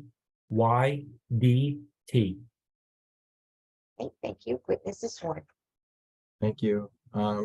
Charles, if your license is current, we accept your qualifications. Thank you. It is current and still practicing throughout Jersey City and New Jersey. Great. I'll get straight into this. Mr. Lean did cover the technical reasons that were before this board. And I do say technical because while we do require or are requesting D1 use variance, the particular office use is permitted in the zone. It is contemplated in the R4. And the fact that we are a mere few feet short from a high-rise definition, we still are proposing a use with it not being permitted. It's explicitly in the zone. So we do offer that this is a particular situation and meets a particular suitability test under the Medici standard. There are a few factors that Mr. Marchetto just ran through, and I'll just flavor them into some planning rationale. First and foremost, this still does create a very active pedestrian-oriented streetscape. It has been designed to not just only be a medical tenant today, but it also can function as any other variety of retail use or office use down the road. So it's not tailored to one versus the other. It does have people who will visit the site. There will likely be a lot of foot traffic that will benefit the other retail spaces, Mr. Marchetto pointed out, in this building. So it doesn't compromise the intent of an active ground floor streetscape. This property was a vacant portion when it was previously before this board. The building is a fantastic completion of the corner. And again, that ground floor, the aesthetics of it are all still being kept in terms of the desirable visual environment. With respect to the other special reasons, again, I think we're advancing the zone that it's permitted in. We are also advancing purposes of the land use law to guide appropriate development to the benefit of the general public and the well-being of people in New Jersey. This is a very compatible use for the ground floor space. It's only 5,000 square feet, so it doesn't it doesn't occupy the whole ground floor, and it doesn't dominate the other uses of the ground floor, which are other retail, the second retail location, as well as the lobby and amenity for the residential component. We are also creating, and I mentioned that desirable visual environment that's still being held with the design of the building and the ground floor. So there's really no substantial changes that would detract from the visual intent of the original building. So that's purpose I, to foster a desirable visual environment through creative design techniques. Lastly, with respect to the negative criteria, we did discuss the impact of the future people who will come to visit and utilize the imaging services. There is a drop-off, load-off zone that we called out on St. Paul's. St. Paul's is the side street. There is no parking along JFK in this area, so it is in the only space, in the most appropriate space to accommodate that pickup and drop-off. This isn't an emergency facility. This is an outpatient by appointment facility. So there's not going to be any high traffic, high volume sort of emergent ambulances dropping off and whatnot. That's not the anticipated design. And then lastly, with respect to the zone plan and zoning ordinance, again, this application was approved. The design, the overall development of a mixed-use building with multiple stories of residential over ground floor active uses is still being applied, and that intent is still being kept with this application. I see no substantial impairment to the zone plan or the zoning ordinance, and I still think this has been a fantastic project that we've been able to see get constructed at this intersection, which is just north of Journal Square. So that's my complete testimony. Be happy to answer any questions.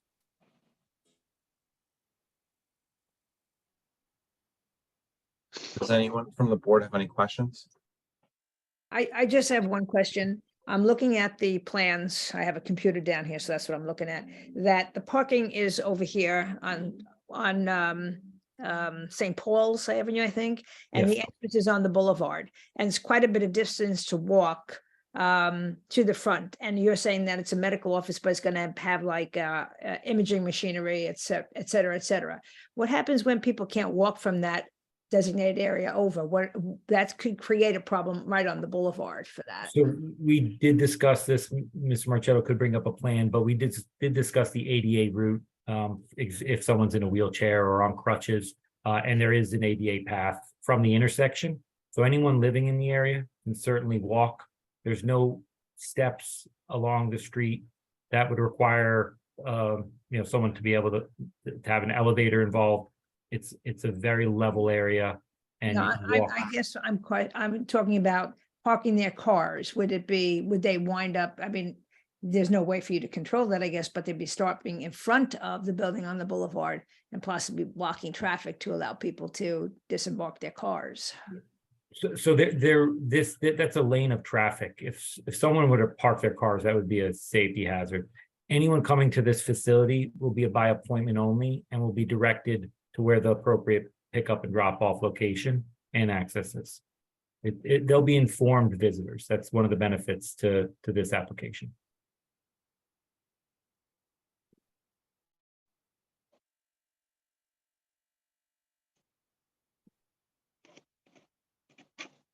Any other questions?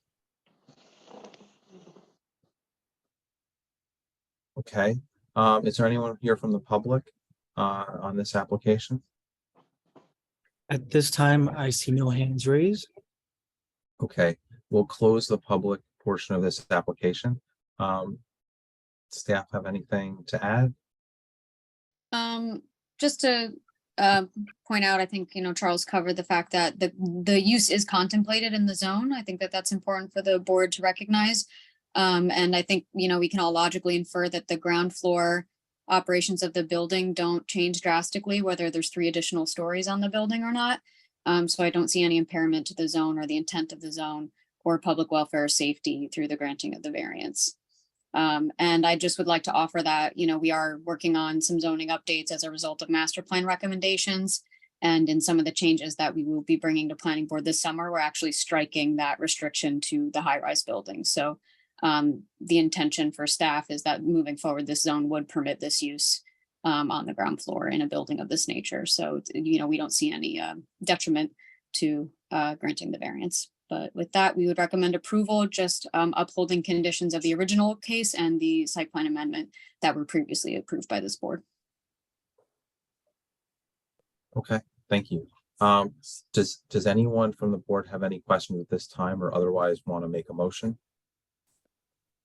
Mr. Chairman, I'd like to make a motion to approve case Z23027 at 244 St. Paul's Avenue with conditions. Oh, man. I apologize. We're on, let's see, where are we? Yeah. Get my right paperwork. We're on item number 13. Item 13. Yeah, that's 244 St. correct. Paul's. Yeah. 244 St. Paul's, yes. Right off JFK with conditions. I second. Okay, on a motion to approve, Commissioner Vice Chair Coyle, Yes. Commissioner Rujo, Yes. Commissioner Silva, Yes. Commissioner Shadid, Yes. Commissioner Park, Yes. Commissioner Green, Yes. and Chairman Jacobs. Yes. Okay, motion carries all in favor with conditions.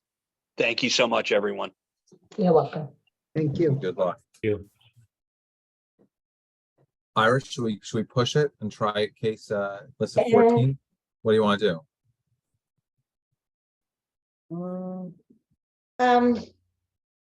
Maybe if we can take 5 minutes. Yep, let's now, do it. That would be great, please, just in case. Okay. I don't want to gamble. I'm not a gambler. Okay. See you all at 8:36. All right, thank you.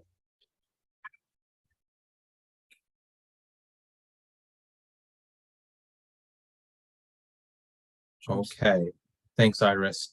Well, we're gonna proceed with case Z22-066. The address is 158 Oakland Avenue.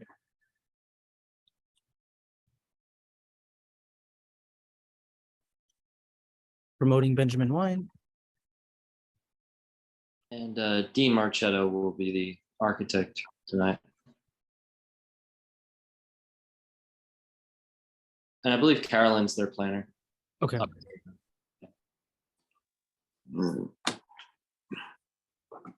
While we're all setting up here, why don't we just mark Mr. Wine's notices as affidavit, proof of publication. So Iris will mark that as A1 for this application. A1 is received and marked. Great. And good evening, Mr. Chair, members of the board, Benjamin Wine of Prime and Tubel on behalf of the applicant. Can everybody hear me okay? Yes. Yes. All right. Good to see everybody as always. Hope everyone's having a good evening so far. So the application before you this evening is on behalf of 158 Oakland Development LLC, and it's at block 5804 lot 29, which is in fact 158 Oakland Avenue. I believe Mr. LaPaglia, I heard the tail end of, I think he marked our notice as A1. Yes. Okay, just to confirm that that was in order. So perfect. So thank you. So just a brief background on the property in question. This lot is a corner lot located at the northeast corner of Oakland Avenue and Jefferson Avenue. It currently consists of a two-story, two-family residential building with a single-story garage structure portion, along with two large driveways and open parking. What you have on Oakland is currently a 22-foot wide curb cut that services an open parking area. And then on Jefferson, there's an approximately 30-foot wide curb cut that services a 3-car garage, the garage I mentioned before. The site is at exactly 100% impervious coverage today. There is no stormwater management on the site currently, no green space. In the general vicinity of the area, you have multifamily, mixed use, higher density sites, as well as a mix of front yard parking, garage parking, and no on-site parking at all. So you kind of get a very big mix of these residential type uses. Most notably, just to orient the board, we are directly across Jefferson Avenue from what I'm sure the board is familiar with as the Laidlaw Loft development. It's a 6-story, I believe it was an adaptive reuse development that's there. Just a quick correction to your agenda. The agenda does indicate that we are proposing a 10-unit building. This was initially, which you'll hear more about in detail shortly, but in fact, we're proposing a 9-unit building. So it has been reduced by 1 unit. So just wanted to correct that on the agenda. We are also part of those units. We are proposing 8 market rate units and 1 affordable unit. We do not trigger the IZO given that we're under 15 units. However, we did go ahead and proactively decide based on we believe in our project and we believe in ultimately who's going to be living here. And we went ahead and decided to put in an affordable unit as well. So I'm sorry, was that a comment? I just said, good, I'm sorry. Oh, that's all right. That's okay. Let me mute myself.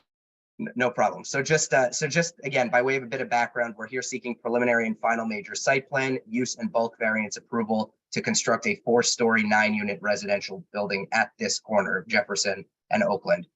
The units, as you'll see, are varying in bedroom count, in shapes, in sizes. And as I said, one of them will be an affordable housing unit that will be deeded as such per all COA requirements. We're also proposing to eliminate the Oakland Avenue curb cut in its entirety and to shrink the 30-foot Jefferson Avenue curb cut to a compliant 10 feet to provide 4 garage parking spaces on site within our building.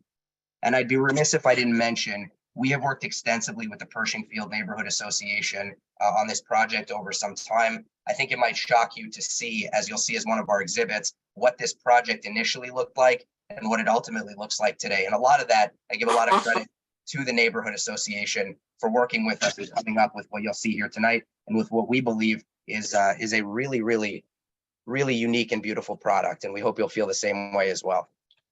So with that, I can walk through, I'll just indicate, as I said, we have a D1 use variance and a D6 height variance. And then we also do have bulk variances, and you'll hear testimony on them for the coverage, the rear yard setback, the garage door width, and the mechanical coverage on the roof as well. So with that, I have 2 witnesses with me that I intend to call up proactively this evening. I have Avart Patel, who is our project architect, and I'll mention, as you'll see, our plans were done by Mukti Bajaj. They are on Mukti's letterhead. This was initially her project. Unfortunately, she's no longer with us, and Avart has stepped in actually to her firm and to carry on her firm's legacy altogether. And he's now under the title block of Mukti Architecture. So Avart Patel, I don't know if you've seen him before, but he is, I hope you'll see him a lot going forward. He's our project architect. And then Carolyn Worstel, who I see promoted, is our project planner. I do also have Lee Klein with me, our traffic engineer, on the call in case there are any questions that my other professionals can't answer. But with that, Mr. Chair, unless you have any questions of me, I will proceed straight with our presentation. Great. Perfect. So Avart, I do see you there. You are muted, but you're going to need to get sworn in by Iris. Thank you, Mr. Avart. Please raise your right hand. Do you swear or affirm that you will, the testimony you will provide this evening will be the truth, the whole truth, and nothing but the truth? Yes, I do. Please state your full name and spell your last. My name is Avart, Aavart, last name Patel, Patel. Thank you, Mr. Patel. Witness is sworn. Perfect. So Albert, if you don't mind giving the board the benefit of your background, education, credentials as an architect, and confirm that your license as an architect in the state of New Jersey is in good standing. Sure. I have a bachelor's and master's in architecture, and I've been associated and practicing in field of architecture since 2005. My license in New Jersey is current, and I'm licensed in New Jersey as well as 11 other states throughout the Eastern Seaboard. Okay. Great. We accept your qualifications. Thank you. Thank you. Thank you. And So look forward to seeing you before the board, in the future. Thank you very much. all right, so Avar, why don't you go ahead and bring up the plans that were submitted to the board and walk us through what's existing at the site today, orient the board visually to the site in question, and walk us through ultimately what we're proposing here. Sure. Can everyone see my screen? Yes. Okay, perfect. So the current site is located along Oakland Avenue at the intersection of Oakland and Jefferson Avenue, as you can see in this aerial view. It is on an eastern side of the Oakland Avenue, right next to Lalo Loft. Jefferson Avenue cuts through between two sites. North is oriented towards the right side of the screen, so actually northwest direction, and Route 139 is towards the top of the picture. The current site is about 3950 square feet, about 50 foot to the front along the Oakland Avenue, and 78.8 feet along Jefferson Avenue. Okay, move to the next slide, which shows the existing condition of the site. As you can see, there's a two-story dwelling, wood frame dwelling, and there's a front corner. And there's an attached one-story three-car garage. The garage is in a little dilapidated state with the 3 doors from the Jefferson Avenue. There are 2 access points to the site. One through Oakland Avenue, as been mentioned. There's an existing 22-foot drop curb cut coming into a paved driveway, and then the area behind the garage, you see that is also somewhat paved. The second access is through the Jefferson Avenue, coming into the 3 garage doors, and then the curb cut over there is I think over 45 feet, which are both non-conforming to the current zoning ordinance. The entire lot is 100% impervious coverage without any stormwater management practices. Currently, there is only 1 street tree, which is also not in compliance with the current zoning ordinance. All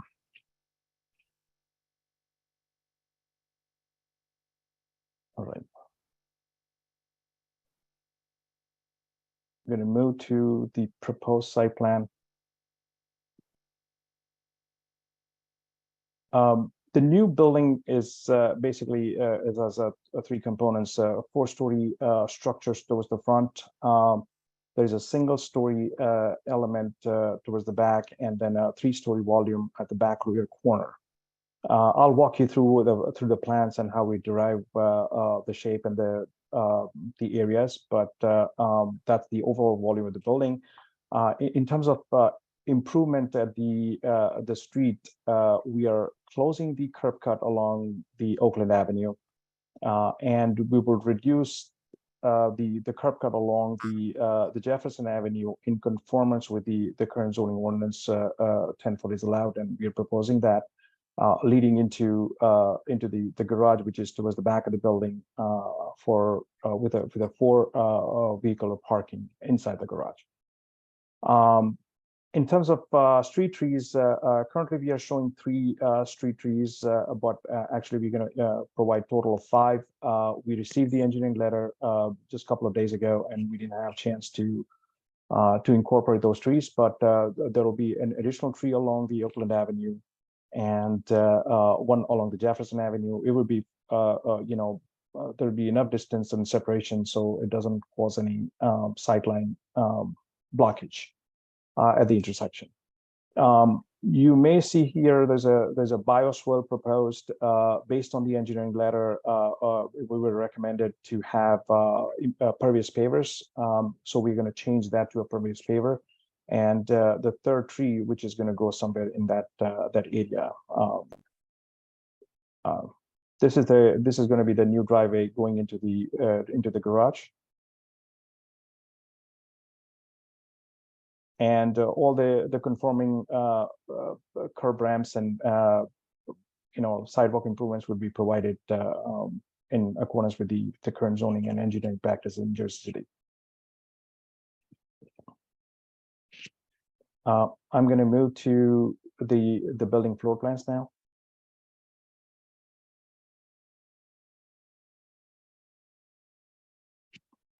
All right, you can see the seller plan at the bottom right corner of the page. The seller mainly consists the building services, sprinkler, electrical room, elevator machine room, and then the gas meter room.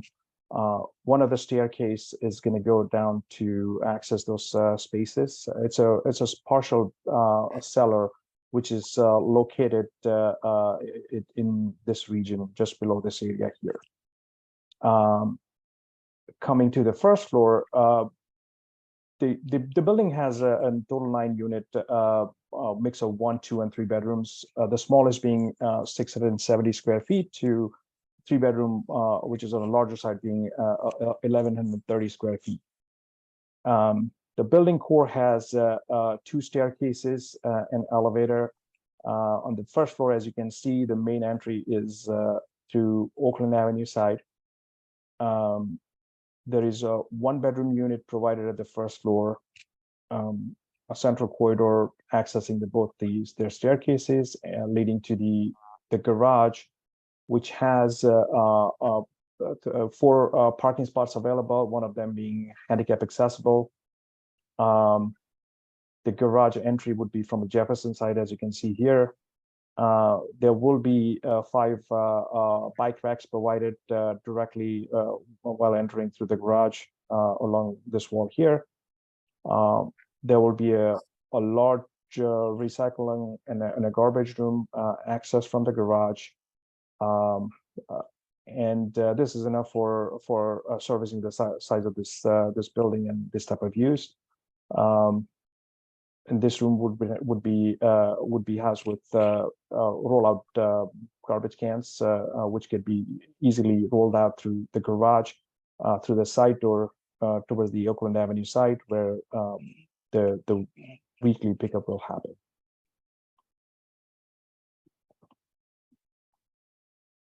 I'm going to move to the second floor plan now. The second and third floor plans are identical. As you can see here, they are labeled appropriately. This level consists of 3 units. The one along the Oakland, the corner of Oakland and Jefferson, the front of the building, being a 2-bedroom, 2-bath. And then towards the back, we have another 2-bedroom, 2-bath unit along the Jefferson Avenue frontage, and then a 1-bedroom, 1-bath unit towards the back rear corner.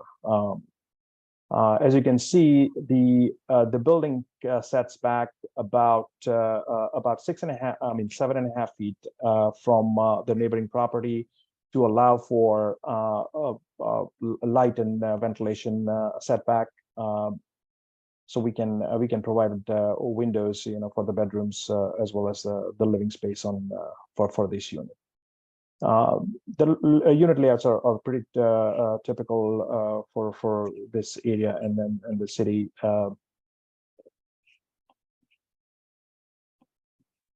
Okay, move to the fourth floor plan. Fourth floor is consists of two apartments or 2-bedroom, 2-bath towards the front of the building, and then a 3-bedroom unit towards the back. As you can see, the back rear corner is notched out or set back. This was done after our consultation with or collaboration with Pershingville Neighborhood Association, and there was a concern from some of the neighbor, especially at the back corner, being too close to the neighboring property and their yards and privacy issues. So we decided to reduce one unit and create an offset here back of the building, which also provides light and ventilation possibilities for the neighboring properties as well as for this building. That space would house some HVAC equipment for the units below, and the rest would be a roof garden serving the 3-bedroom unit. We will also locate the equipment towards the edge of the building, so that way, any occupied roofs are basically centralized, and which provides the privacy for the occupant of the building as well as privacy for the neighbors, so no one is kind of hanging around the parapets.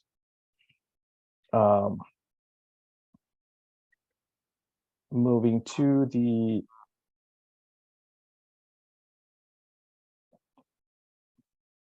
there is a rooftop amenity deck provided.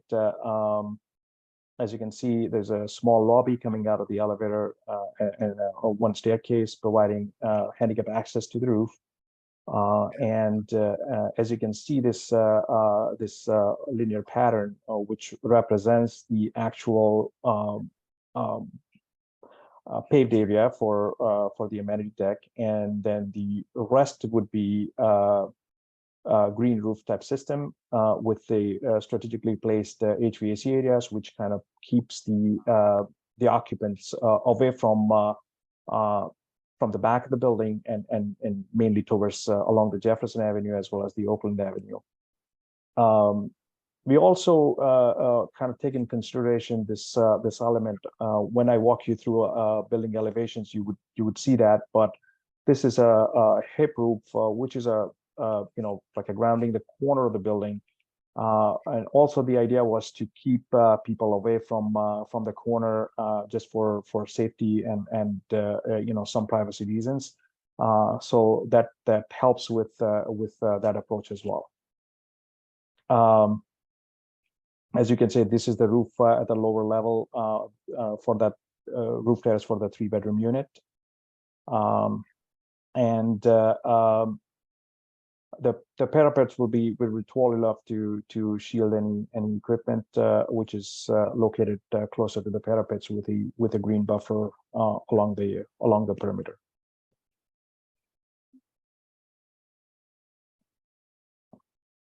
Going to go to the front elevation along the Oakland Avenue. So there was a concern. There was a previous design, as Ben mentioned. I'll walk you through. After I. Ben, do you want me to kind of start with there, or should we cover it later? Robert, I would go through the elevations, and then we can bring that exhibit up as well. Okay. Identify how it got from A to B. Sure. So there was a previous design, and there was a concern that it wasn't blending well with the neighborhood. So we took a fresh approach to the designing this building, especially the exterior. Interior more or less remained same, but we kind of look around the current style and architecture style as well as the materials, the neighboring streets and current residences. And came up with this approach where we have this the corner tower, and which is more of an industrial look, which kind of mimics some of the characters from across the street from Laidlaw Loft. Of course, the materials over there are much lighter, but more of an industrial look, just grounding the corner, and then the sides are more of a blending with the residential properties within the neighborhood. We also created the fourth floor. We created a mansard type look, which kind of eases up the volumes and perception from the street. It kind of eases your angle looking towards the sky and makes the building look a little shorter. And also it adds the nice character because a lot of houses in this neighborhood has this character, the mansard roof with the dormers. So it adds a nice feature to this building and blends it well with the current vernacular of the area in terms of the style, the material, and the character and the architecture. As you can see, the predominant facade on the front is going to be a reddish orange brick. This is the main entry to the building. There's a box bay just to kind of make it a little more resi look. It has a traditional trim work type of detail, windows with the muntins and fixed transom. This will be a single hung type more residential grade windows. Coming towards the corner, this tower element, as you see, which will have a more of an industrial look. These windows are more of a industrial style windows. Of course, the color and overall look would be matching the residential windows, but we wanted to create this as a grounding piece when you approach the corner and look at the building or the way you perceive the building.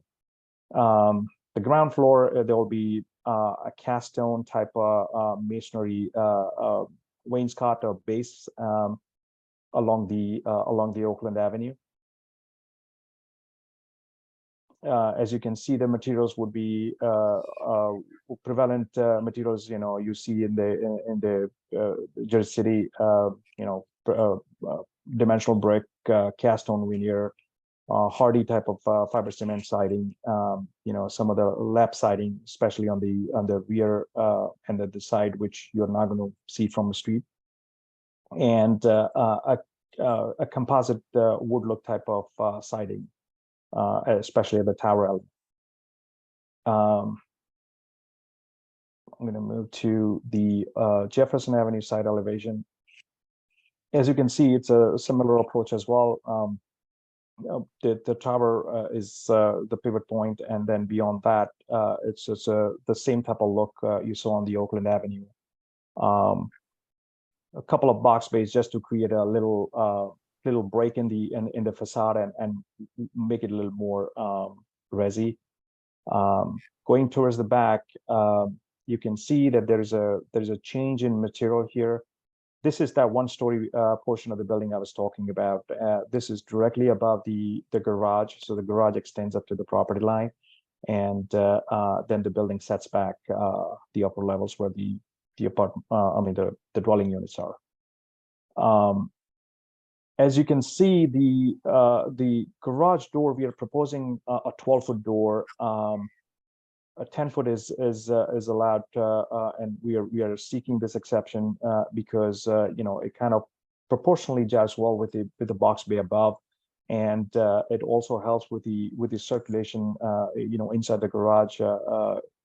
It is we do have a 22 feet clear drive aisle turn into the parking spots, but a little wider door won't be detrimental to the facade, and it would actually help with safely maneuvering the vehicles in and out of the garage.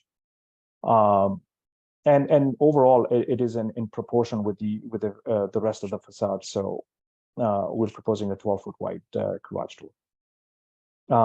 Again, at the fourth floor, similar type of treatment with a dormer, walls, and similar windows. The bulkhead would be just providing access to the rooftop area. And I do have a couple of views which shows that the bulkhead would not be visible from the street. It would be visible, but not significantly visible through the streets. These are some of the working views, more of a massing models. When we're working on the design, we just kind of came up with it, and it kind of gives you a picture, you know, from different angles on how the materials and finishes will come together, as well as the overall architecture of the building. Albert, just while you're on that picture, just to confirm, the color palette would be closer to what we saw in the two-dimensional elevations with the actual material samples.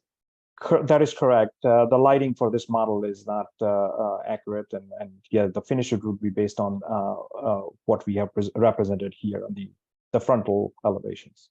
Okay. Orthogonal elevation. Okay.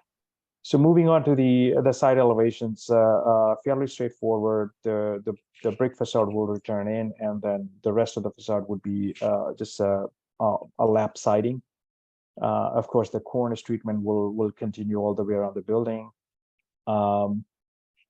This is this area here up to this line. It's a 4-story tall building, and this is that setback at the 4th floor for a 3-bedroom unit. This would be the rooftop area for that unit. That would be a private stairs. This is the rear elevation. As you can see, 1-story portion of the building here. Again, a similar cornice element along this line here. Lap siding coming from the long side, returning along this facade, and similar treatment like the rest of the building. And this is that notch at the 4th floor for a 3-bedroom unit. The style of the windows, as you can see. Moving on to the sightline diagrams. This is along the Oakland Avenue. As you can see, that the bulkhead is far enough, and you know, it's kind of in conformance with the natural sightline. Same thing in the opposite direction. I mean, the other direction along Jefferson Avenue.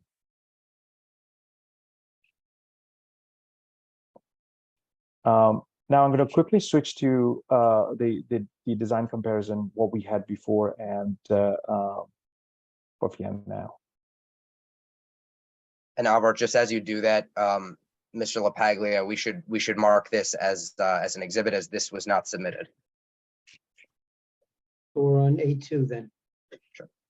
And Albert, if you could just describe what this is as you did. It's evident, Sure. but if you could just describe it. This is the previous and current elevation comparison for the front, the side, and then the rear elevations, which is sheet number A18.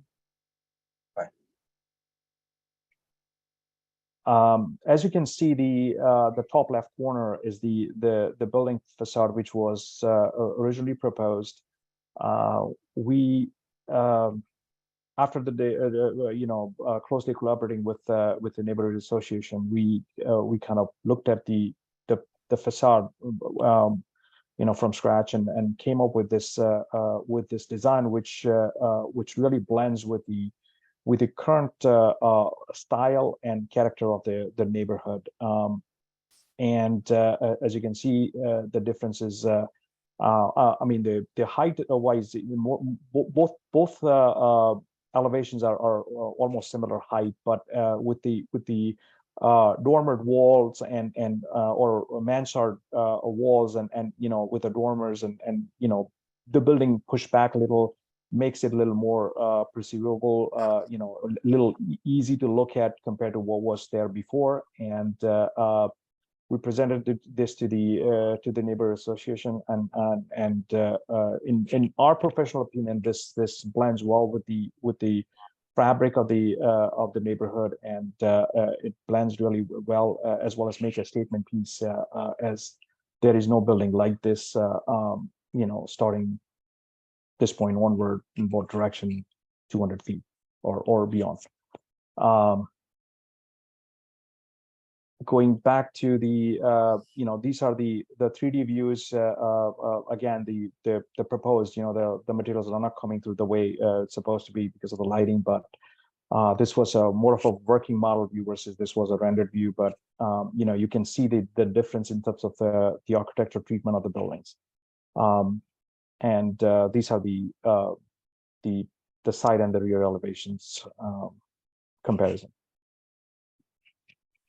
All right, Albert, I just have two follow-up questions for you, if it's all right. So can you Sure. just confirm for me, please, that is the entire building ADA accessible? Correct. All the units are adaptable, which is required per building codes, and they could be easily converted into ADA compliant units. Okay. And my other question is regarding stormwater management. I know you mentioned it's currently 100% impervious, and we're obviously seeking to continue 100% impervious, but are we proposing any stormwater infrastructure on this site? Correct. There is a proposed stormwater management system underneath the garage. Let me move to that.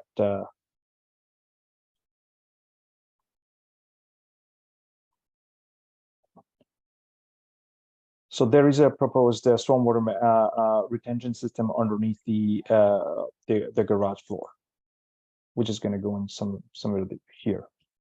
Okay, and that would detain all the runoff on the site and pipe it out into the storm sewer system. Correct. That is designed based on the current NJDP standards as well as the New Jersey engineering standards. And yes, it would be maintaining I think it's designed for 72-hour storage and then dispersal into stormwater system. Perfect. Okay, Mr. Chair, I have nothing further for Mr. Patel at this point. If you'd like to open him up, or I can move right on with Ms. Worstel. Ben, I want to make one correction. sorry. So the elevation, there's a second page, which is A19. I don't know whether we want to call it a. It's part of the same package, so I'll just make Okay. sure that Mr. LaPaglia and Cam have a copy of that. All right, thank you. And Mr. Wine, I'm happy to hold all questions until the end of the presentation. Okay, the only thing I would ask, Mr. Chair, if it's okay, I'll just remind everybody, if there are going to be questions related to traffic or parking, we do have that professional. I'm not proposing to bring him up now, but he is available if you need him. So, so with that, we can proceed with Ms. Worstel as our planner.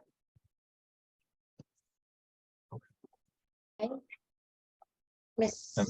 I think Ms. Worstel, you have Worstel was- previously been sworn. I have been You remain under sworn. oath. Yep, I Yes. remain under oath. Yes. And your license hasn't lapsed in the last half hour? It has not, no. Okay. All right. So Um, Carolyn, so you heard, Albert's testimony as to the building and the site improvements that we're making. I know you want to walk the board, a little bit further through those with respect to how they relate to the variances that we're seeking and how you feel we can justify those. So if you could do that, that would be great. Great, no problem. So good evening. We are here asking for a D1 use variance for the proposed multifamily building. We are in R1 district where that is not a permitted use. In addition, there are several bulk variances that we're requesting, which are subsumed within that use variance. And then we're also requesting a D6 height variance. So I'm going to start off with the D1 use variance, which under relevant case law, the Medici criteria is that, it will promote the general welfare, property is particularly suitable, and can be reconciled with the zoning ordinance. In addition, there are bulk variances for heightened stories, minimum side yard setback, rear yard setback, maximum lot coverage, building coverage, garage door width, which are subsumed with that use variance. So looking at the positive criteria for that D1 use variance, the project proposes a 9-unit residential building. And it really is promoting the general welfare by continuing the city's efforts in creating affordable housing in the neighborhood and throughout the city. So we are going to be providing an affordable unit within those 9 units. So that is furthering the city's efforts to create affordable housing. And the subject property itself is particularly suitable for multifamily building as being proposed here. So this property is it's not your typical R1 lot. And that has really initiated certain design decisions that were as described. So this is, firstly, it's a corner lot. And it's also unusually shaped. It's 50 feet wide by 78 feet deep. So we do end up with a property that is oversized. It's 3,951 square feet. or 0.09 acres. So it is larger than your typical R1 lot. However, because it's located on the corner and because it has that shallow lot depth, we end up with a parcel that is sort of isolated from the rest of the block. There are existing structures on the adjacent parcels, which have building depths that sort of go along the entire, almost the entire length of this property boundaries. So it sort of isolates this parcel with buildings on either side of it. From an urban design perspective, additional height and density is appropriate at corner locations. And that this proposed development would complement the existing uses at this intersection, which include the 6-story multifamily Laidlaw Lofts, which is at the southeast corner, and a 3-story mixed-use property with ground floor commercial at the northwest corner. So the corner itself does contain other non-conforming uses within the R1. The proposed project is consistent with the character of the neighborhood, which does have several multifamily dwellings. As I mentioned, Laidlaw Lofts, which is at 136 Oakland Avenue. So that is directly across the street from this property. That's a 6-story, 95-unit building. And then the Print House condominiums, which is at 163 Oakland Avenue, is a 4-story, 8-unit building. So just within that block, there are several mixed multifamily buildings. So the property itself, its specific location and its unusual size and the block, the way the block is set up, it really creates a sort of a site that is just, it's not typical. And it does sort of help to create conditions that have really designed this building, that have informed the design of the building. There is, we believe that the building itself really does have conforming side yard setbacks, but there has been a little bit of change with some of the, with the way that the code has changed. And we're sort of, out of abundance of caution, asking for that deviation. We are providing a 3-foot setback from the adjacent property to the north on Oakland Avenue. So that is definitely a compliant setback. Along Jefferson Avenue, we're proposing a 0-foot setback, side yard setback. And that property on the adjacent lot on Jefferson, that also has a 0-foot side yard setback. So we're actually building the building to meet that 0-foot setback. So that is actually permitted in the R1. But there is some confusion of whether or not, given the complexities of the site, its location on a corner, whether or not that is fully compliant. So we are asking for the deviation or the variance out of caution. Looking at the rear yard setbacks, the setbacks, because we're a corner lot, are required from a rear corner. And so that corner, because of the layout of the block, there are adjacent buildings on either side of us. So we don't really interact with the typical donut hole interior of the block. We're sort of isolated from it by the 2 buildings on either side of it. To provide that proposed setback would create sort of a well, which would provide minimal benefits to the subject property or the adjacent properties. So what we have done is provided step backs of the building, which are proposed to provide light and air to the adjacent properties. So we have that 7-foot step back along portion of the east side of the lot line. So that's along Jefferson above the ground floor. And then at that 4th floor, we're pulling back the building. It's like 25 by 23 feet, something like that. So a pretty significant step back at that northeast corner above the 3rd floor. So really that creates and really pulls the building back and creates a building at that corner that's really only 3 stories. When looking at the maximum building and lot coverages, the subject property is currently improved with a 2-story structure as well as several 1-story garage structures with the balance paid for parking. So it is 100% impervious. The proposed project will increase building coverage to approximately 92% and maintain the 100% lot coverage. However, the project will mitigate that coverage with on-site stormwater detention systems, green roof, as well as new additions out in the public right of way, the 4 new street trees and permeable pavers. So overall, the project really is going to provide a significant stormwater management benefits compared with the existing condition. And then looking at that garage door width, we are proposing a 12-foot wide garage door to accommodate vehicle maneuverability and is sort of more proportional to the building design, where 10 feet is what is permitted in the R1. Along Jefferson Avenue, this project is proposing to reduce the existing 26-foot curb cut to a compliant 10-foot curb cut, which will add on-street parking and improve pedestrian safety along the street and allow for two new street trees to be planted along that frontage. And we're also eliminating the existing curb cut on Oakland Avenue and adding the street trees there. So we are asking for the deviation for the additional garage door, but we are overall reducing driveway and curb cut along the whole project facades. And then looking at that height variance, we are requesting the D6 height variance under the relevant case law, the Grasso case.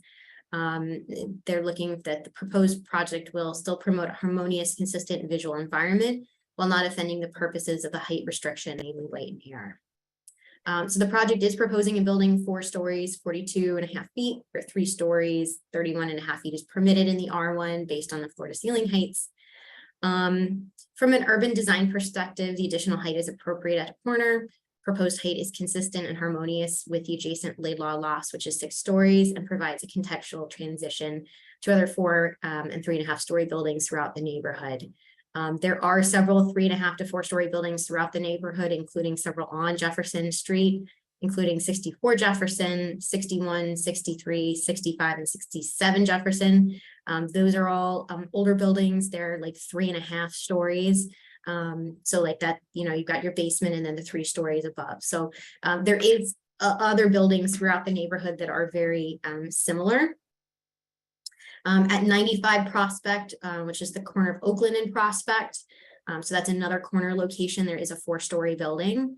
And then again, there's another project on mid-block, the Print House condominiums at 163 Oakland Avenue, and that is 4 stories.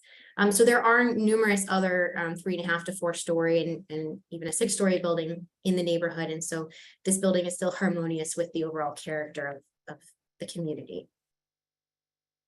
And then due to the layout of the block, the additional height will not have a substantial impact on light and air reaching adjacent properties and yards. Shadow impacts from the proposed building will generally fall on the street or rooftops of adjacent properties, with impacts to the adjacent rear yard areas really limited to evenings during spring and fall. And we did provide a shadow study analysis that was based on the previous design. Since that, we have provided that setback at the 4th floor at the northeast corner. And that really should reduce the shadow impacts, which are going to that interior of the block on the rear yards and will have increased light and air to the adjacent properties and to those yards. So there have been improvements to the design that will decrease what was already a fairly limited impacts to light and air. In addition, we are requesting a variance for rooftop appurtenances. This is from the LDO, so this is separate from the bulk criteria that are subsumed within the use variance. We're requiring a variance from the LDO requirements for rooftop structures and appurtenances. The project proposes an elevator bulkhead height of 14.5 feet, where 10 feet is the maximum permitted. That bulkhead is centered on the roof and will not be visible from the street. Additionally, the rooftop coverage exceeds the maximum permitted. We are proposing 2 stairs, an elevator, enclosed lobby, which are required for the communal rooftop, as well as significant mechanical spaces that are helping to screen that rooftop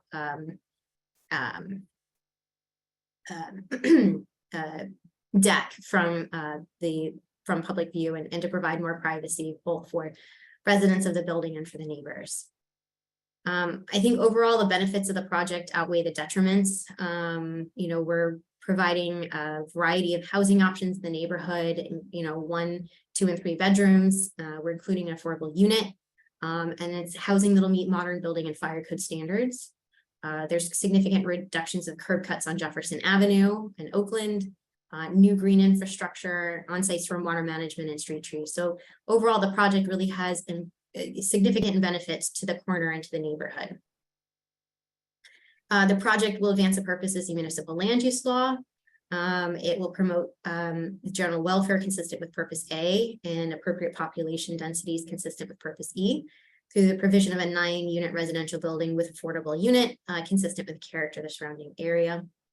It'll advance purpose B by securing from safety from fire and flood with a new building that conforms with modern building code and fire code standards and on-site stormwater management.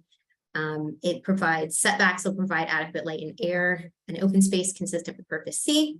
And overall, the design, which will eliminate, you know, parking in the side and front areas on the property, and we'll just redevelop this corner with a new multifamily design that just will improve that corner and significant improvements to the streetscape with the new street trees. So overall, we'll have a higher, greatly more desirable visual environment consistent with purpose I.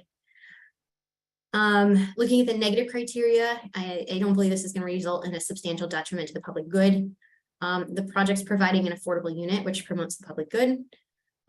We did provide a traffic report that looked and said that the change in use would result in an increase of only 3 new vehicle trips during the AM hour, and I think 2 or 3 new vehicle trips during the PM hour. So it's not going to be a significant number of vehicle trips that'll be generated by this proposed project compared to what's existing. And the application proposes 4 on-site parking spaces. The proposed reconfiguration of the driveways will result in at least two additional on-street parking spaces. So really there's sort of a net change. We're really looking at sort of a net zero in terms of parking. You know, there's the 3 garages on the side and probably space for another 3 or 4 in the parking lot. So we're really looking at between what is being created on street and what was being provided inside. It looks like it'll be maybe a net zero in terms of the parking. So we're really not going to have an impact on parking supply in the community. Again, we're on-site stormwater management and green roof will be provided, which will reduce stormwater impacts compared with the existing 100% impervious coverage, and significant streetscape improvements, including removals of existing fencing in the right of way, narrowing and eliminating of curb cuts, and 4 new street trees. I don't believe the granting of the variances will result in a substantial impairment to the intent and purpose of the master plan and zoning ordinance. It's consistent with the purpose of the R1 district, which includes encouraging compatible infill development, preserving the integrity of residential neighborhoods, and reflecting historical development patterns. And I believe that this project does all 3 of those. And granting the variances will likewise not result in a substantial impairment intent to the master plan. It advances the city's 2001 master plan, creating opportunity for a variety of housing options and enhancing the public realm. And it's consistent with the recommendations of the Lower Heights Small Area Vision Plan. This site isn't in that vision plan, it's just north of the plan area. But that plan, a recommended new moderate density development should be concentrated on north-south corridor. So, and that's what we are, we're on a north-south corridor. So I think overall that this project really can meet both the positive and negative criteria for the variances being requested. And I'm happy to answer any questions. All right, Carolyn, I'll let you take a quick breath there. Thank you for doing that. But I really just have one follow-up. Is it, having heard the testimony of the architect, having been involved in this project, obviously, since its inception and working with the community, is it your opinion as a professional planner that the numerous benefits you've walked us through would substantially outweigh any of those detriments should they exist? Yes. Okay. All right, so Mr. Chair, that's it for Ms. Worstel. Thank you. Does anyone from the board have any questions this time? Um, Right. Go ahead. Kathy, you want to go first? No, Yeah. go ahead, whoever was asking. Sonia? Sonia. No, I was just gonna ask, I know when I looked at Google Maps and I saw the property, it's right between two different properties, between two properties. I also see that there are air conditionings on both sides, look outside air conditionings. Is there going to be some kind of space between these houses, or is just gonna be right on top of them? How are you, I'm speaking with, I guess, the architect. Let me just fill up the plan.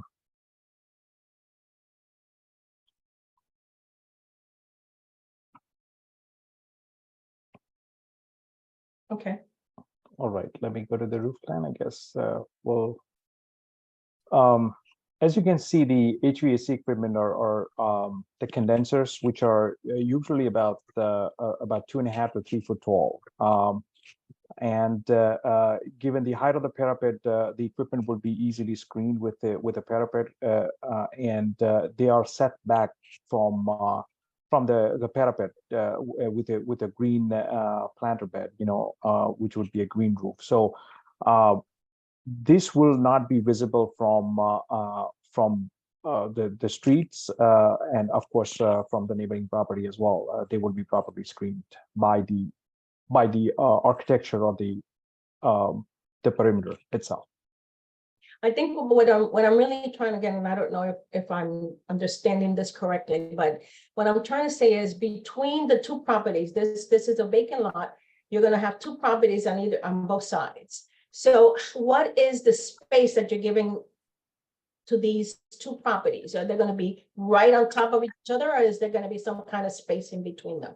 Because I'm looking at one of the properties, and I just looked at Google Maps, that you have air conditioning coming out of the sides of these properties. So are you gonna allow from some kind of space for these properties, or are you just gonna go right into them? Sure. This is the Jefferson Avenue, and that's Oakland. So along here, we are providing a required setback of 3 feet. And that would be, there's a side door here to bring garbage out and all that. So that would be an access aisle here, which would run from the front to back. And then along this side, the adjacent building is right on the property line. We are stepping back our building, as you can see, this one-story portion, there's a garage below, and then we are stepping the building back here to create the light and ventilation, especially for this units along this wall here. And then this area is going 3-story, but at the top it would be notched as well. And I believe the neighboring property goes back in almost like 70 feet, along this line here. And Commissioner Arujo, I'm not sure if you caught what Carolyn said as well. This is kind of where that quirk is in the ordinance. Technically, since that building along Jefferson, our neighbor to the, I guess that's the northeast, that neighbor, since it's on the property line, technically the requirement is a 0-foot setback. It's there's almost a requirement to attach to that. Whereas the neighbor on the, I guess the Oakland side, we'll just call it that, the Oakland side, because it's detached, that's where we're required to have that setback and we comply. So then the other property would just have to get rid of their air conditioning.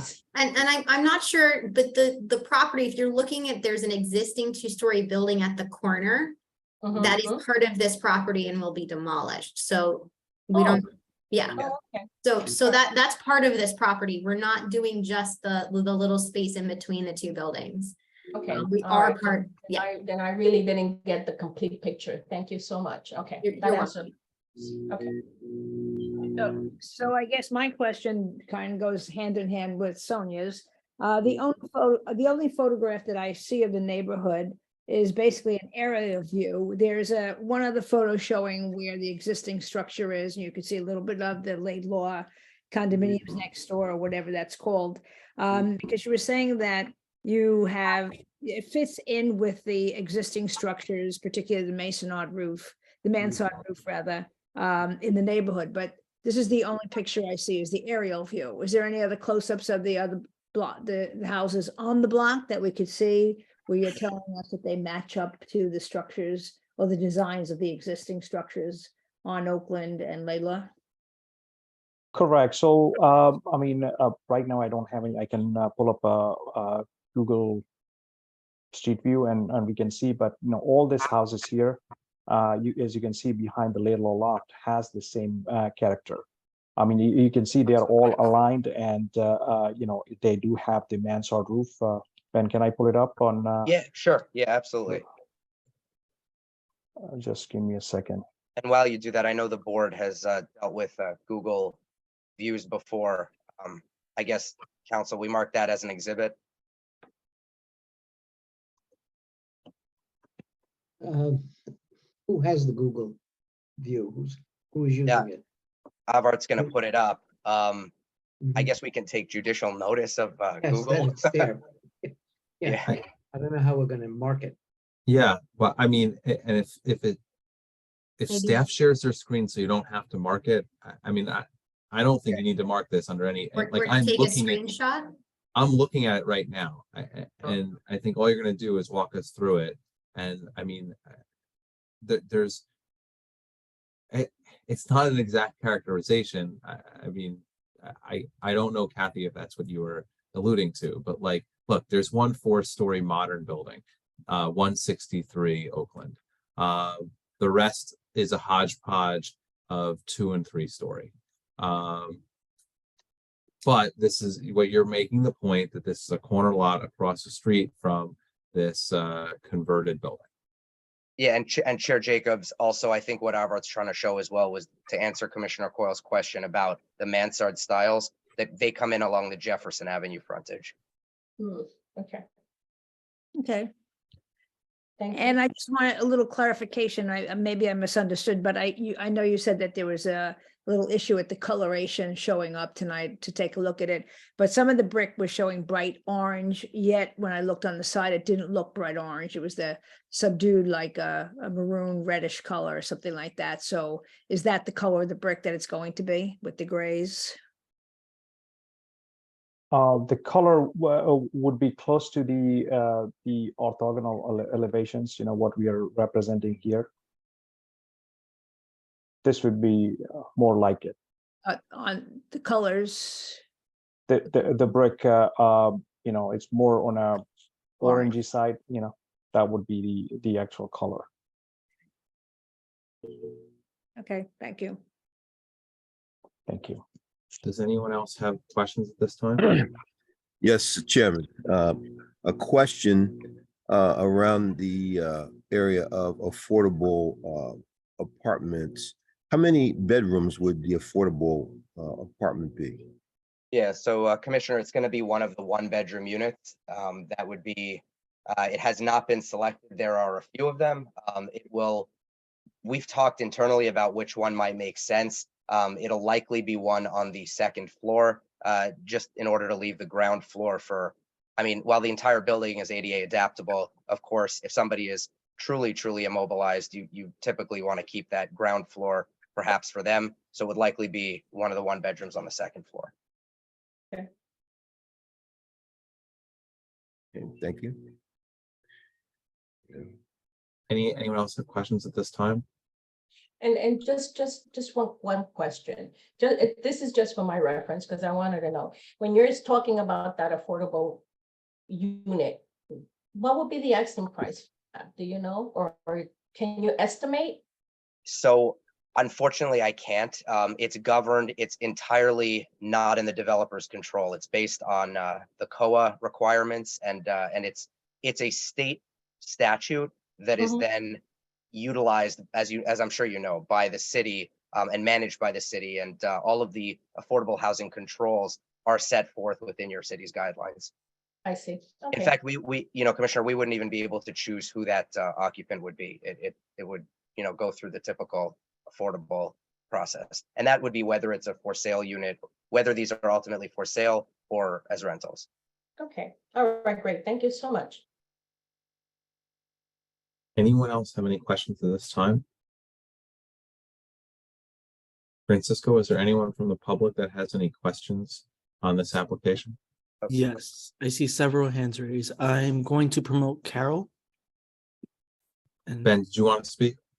Oh, I raised my hand by accident, but I'll take Oh, the okay. opportunity to just suggest that if it's okay, with respect, I would just reserve the right to answer any questions that come up at a later time or Yeah. or sum up. Absolutely. Sure.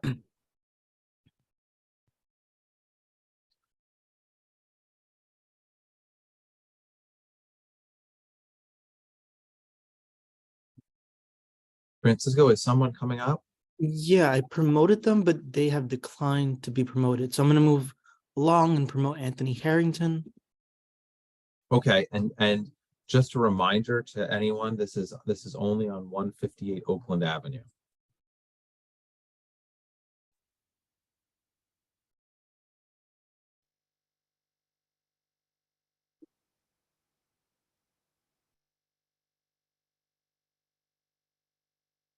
Hi, can everyone hear me? Yes. Yes. Harrington, please raise your Yes. right hand. I'm actually, that's my husband's name. Okay. Do you swear that the testimony you will provide this evening will be the truth, the whole truth, and nothing but the truth? Yes. State your full name, please. and spell Hi, your my last- name's Hillary Paget, Spell your last name, please. Padget, Your address is? 74 Jefferson Avenue. Okay, thank you. Please proceed. Sure. Good evening, commissioners. My name is Hillary Paget. My husband and I own the single-story home directly adjacent to this project at 74 Jefferson Avenue. I'm a licensed architect, and our home is an adaptive reuse project we've taken great pride in creating. We're raising our daughter here who attends PS6, and we plan to stay in the Heights long term. We moved to this neighborhood specifically because it's in a low-density zoning district where we could raise our family with access to light, air, and open space. As an immediate neighbor who will be one of the most directly impacted by this development, I hope you will carefully consider my objections to the applicant's negative and positive criteria arguments. Quoting the staff report, the applicant's proposal for 9 units and 4 parking, which creates a density of 99 units per acre on a block that has 42 units per acre average, the proposed density is more than double the existing density. I vehemently oppose this increase in density. The overall character of our 2 to 3 story block in the middle of the R1 zone does not reflect the proposed density, and I do not agree what's being requested is justified. The additional requested height on a nearly fully built out lot with minimal setbacks will be more than twice the height of its immediate neighbors. It will negatively impact the effectiveness of our rooftop solar array, the light and air in our interior courtyard, and light to our backyard. The project will also block much of the light and air for our neighbors located to the north of the project. This is a very real negative impact caused by the additional height, bulk, and setback variances being requested. The number of requested units necessitates a parking garage with on-site parking serving multiple cars. We already experience a substantial amount of car traffic caused by the Laidlaw Lofts parking entrance on Oakland, which can often be dangerous for pedestrians. We're within walking distance of 2 elementary schools and a middle school. Children and families walk down Jefferson and Oakland often, where I regularly see near collisions. Introducing an active driveway along Jefferson will create more traffic on an otherwise quiet street. The proposed parking garage is also located directly behind my living room wall, which will cause quality of life issues for my family. It is my view that the applicant's positive criteria is not enough to outweigh the negative impacts. The building will affect the light and air of its immediate neighbors and will set a negative precedent for future development applications in this zone. Ultimately, I ask the board to not zone based on variance and protect our neighborhood from overdevelopment and encroachment on free access to light and air. Thank you for your time. Thank you. Thank you. Promoting Lauren Roman.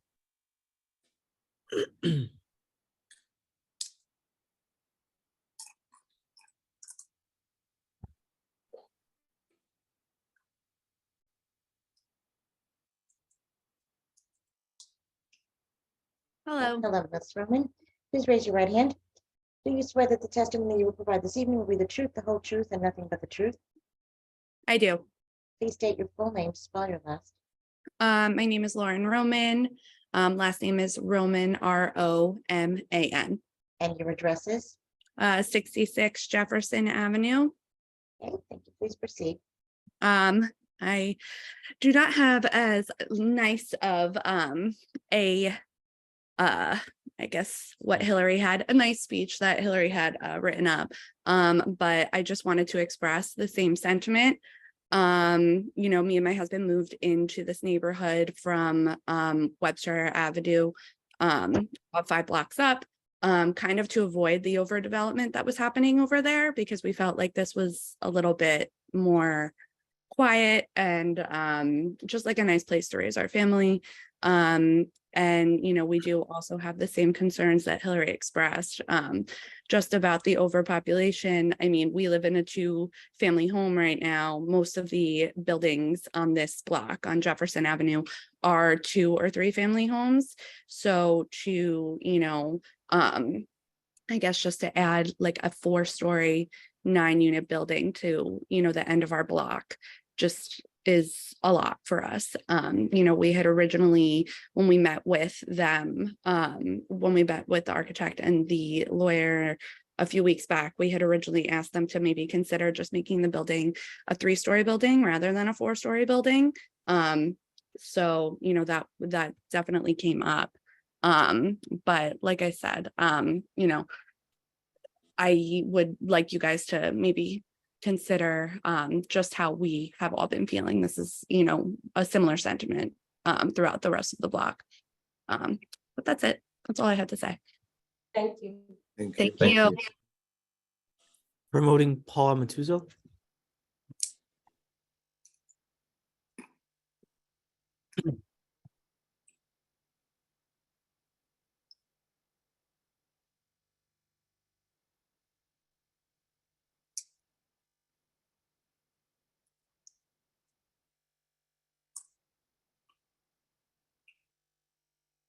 Okay, Mr. Amatuza, you've been previously sworn in a prior application. Remain under oath. Good evening, everyone. And I am president of the Persian Field Neighborhood Association. And I just wanted to take everybody back just a little bit in time. When this project came before us, a lot of the immediate neighbors were not on PFNA's mailing list. They were not, I guess, didn't know that the project was happening. So when it first came on the zoning board's agenda, a bunch of neighbors reached out to us at PFNA with their concerns. So we called up I reached out to Benjamin Wine and told him what the situation was, and they immediately moved it off the agenda so that the immediate neighbors could have, you know, their fair time to look at the property and discuss what they were unhappy with and some changes that may make it more palatable. So we did that, and at that particular time, we had the previous plan that was shown. And as you could see from the previous plan, the building was much larger. It had more bulk. It was more prominent on the street. It was very modern looking and really did not fit in with the neighborhood. And a lot of the comments from the neighbors were, yes, they wanted 3 stories instead of 4. They wanted less density. They didn't want buildings that looked like Hoboken. They didn't want, you know, neighbors looking into their yards from the rooftop. They were concerned about light and air. So at that meeting, the owner of the building made some changes. He said he would make it 9 units. He would cut the building back. He would take the northeast corner off the building at the top floor to allow for more light and air. They then changed the entire building on the exterior to not mimic a brand new building. It definitely has some modern elements, but it also picks up some historic elements from the neighborhood and some neighboring buildings. They then offered to put a affordable housing unit in. And when we sent the new plans out to everyone on April 30th, I know it was a short amount of time, a lot of people did not respond until the 11th hour, or I should say a few people, that they were still not happy with the project, but did not give any constructive criticism. So at this point in time, PFNA is going to support this project.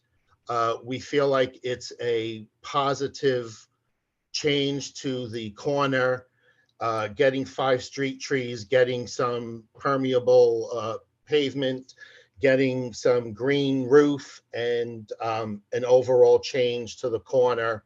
We're not losing a significant structure, and PFNA and our board and members support this project. So thank you all for your time. Thank you. Thanks, Paul. Promoting Ken Mack.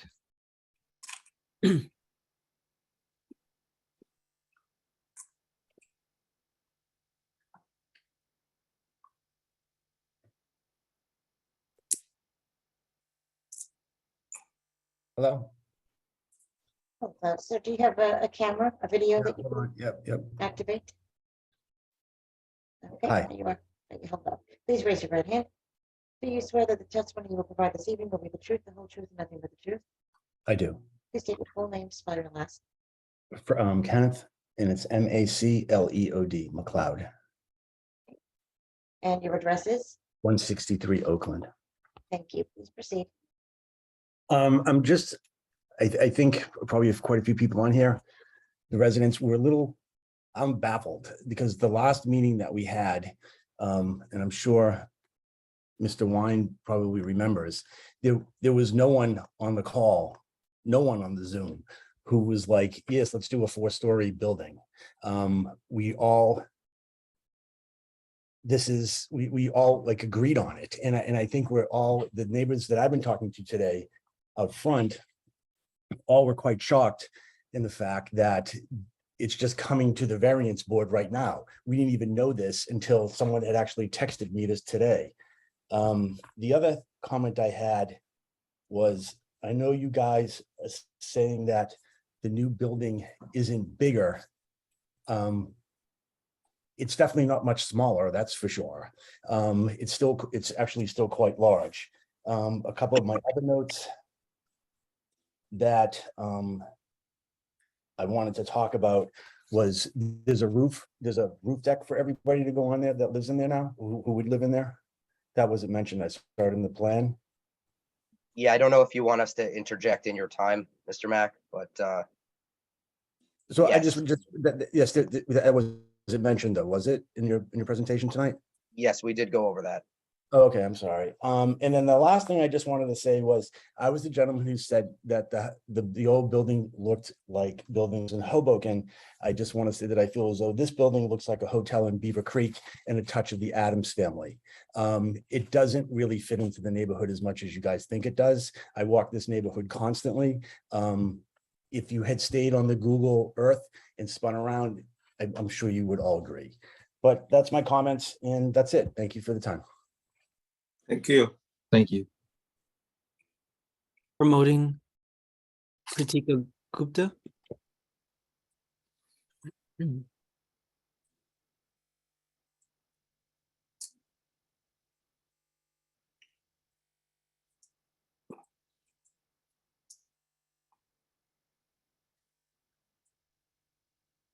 Okay, Ms. Gupta, please raise your right hand.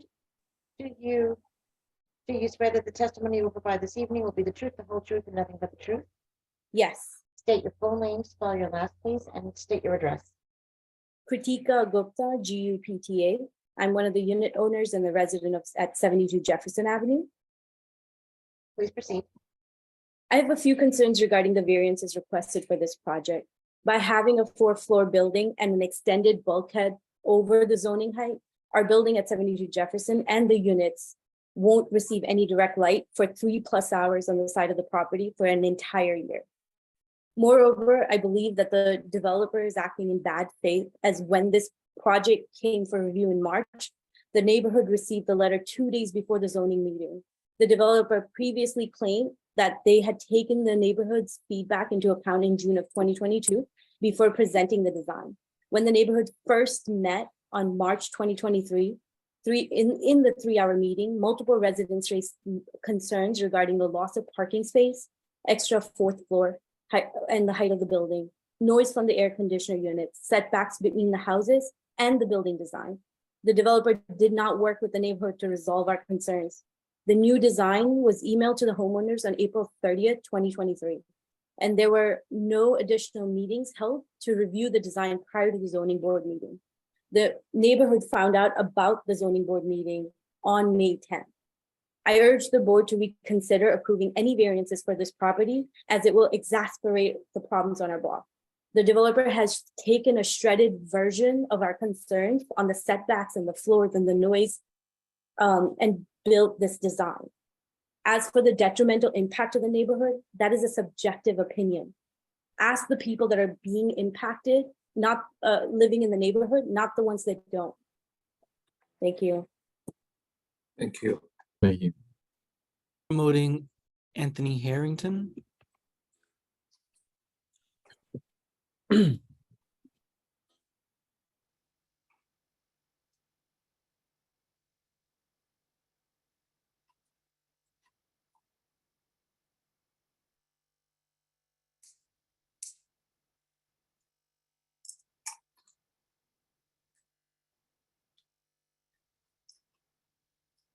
Okay, I'm gonna promote him one more time. There we go.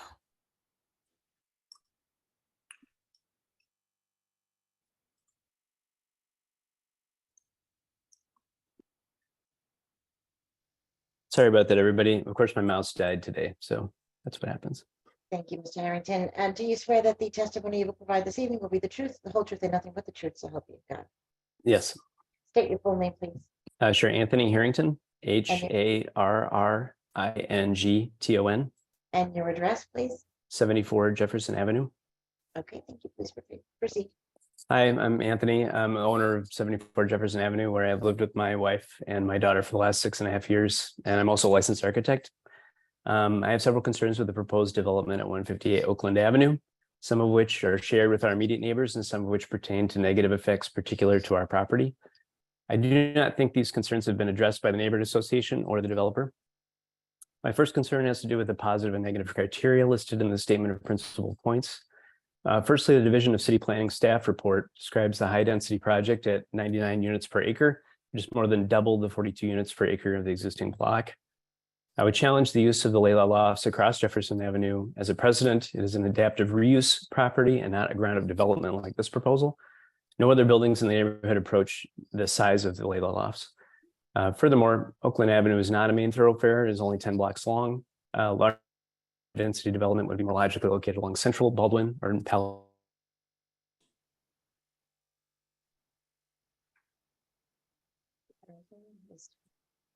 Frozen. The frozen. Yes. Yes.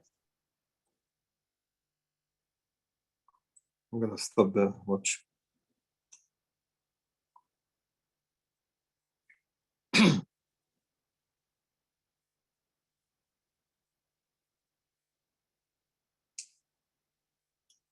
Can you please log in again?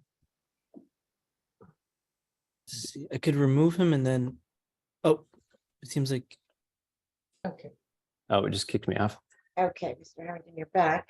Yeah. Oh, you're back on. Okay, you're on. So is it all right if I continue? Yes. Okay, please. thank you.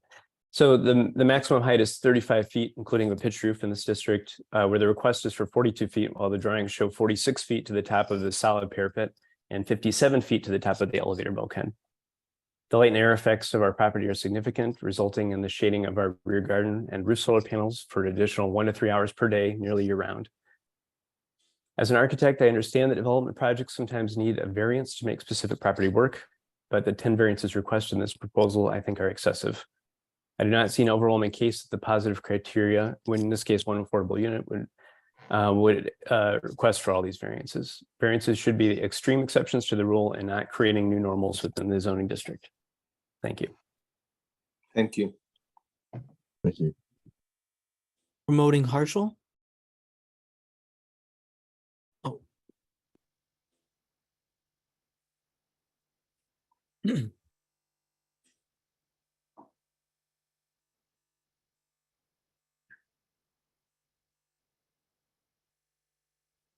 Francisco, did Harshal accept? Are we done? Yeah, they have their camera on. Marshall, Okay. please raise your right hand if you can hear me. Do you swear that the testimony you will provide this evening will be the truth, the whole truth, and nothing but the truth? Yes, I do. Please state your full name, spell your last. My If full you name's hear me? Harshal Shah. Okay. Harshal Shah, and my last name Shah, S-H-A-H, And your address, please? 72 Jefferson Avenue. Please proceed. I think all of, hello panelists, I think everyone has kind of voiced their opinion. I think I kind of set back on that as well, like making sure just the parking, the height, and then the affordance of just the height itself and the design of it. I think my concern is mainly the parking, parking on street, having laid a loft across us. They already park outside on the streets, giving us very minimal chance of taking parking, even though they have units inside for parking space. This being, I think this was quoted a net zero parking space. I think at that point it was net zero with 2 units, but now we're adding 7 additional units.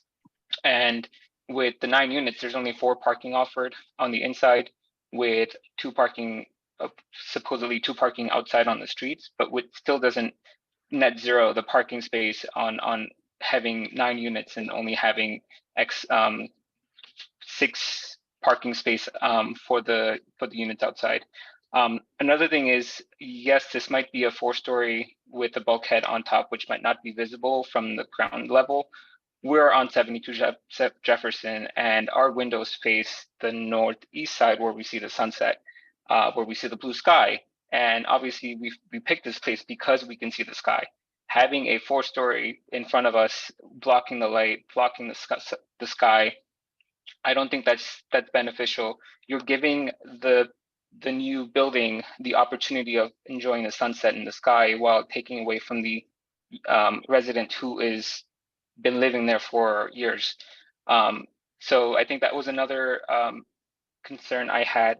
And the last thing I wanted to just say is is setting an example for the neighborhood. I think if we approve this, a 4-story building, I think there's going to be many new developments that's going to happen, and they're going to take this as an example.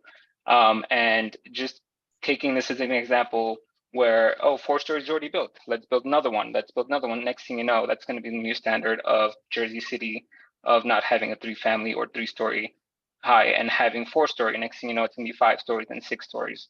So just keep that in mind of keeping a set limit of height, which would be beneficial for the Jersey City resident. I think that's all I wanted to say. Thank you. Thank you. Thank you. There are 2 more hands raised. Oh, promoting Sinan.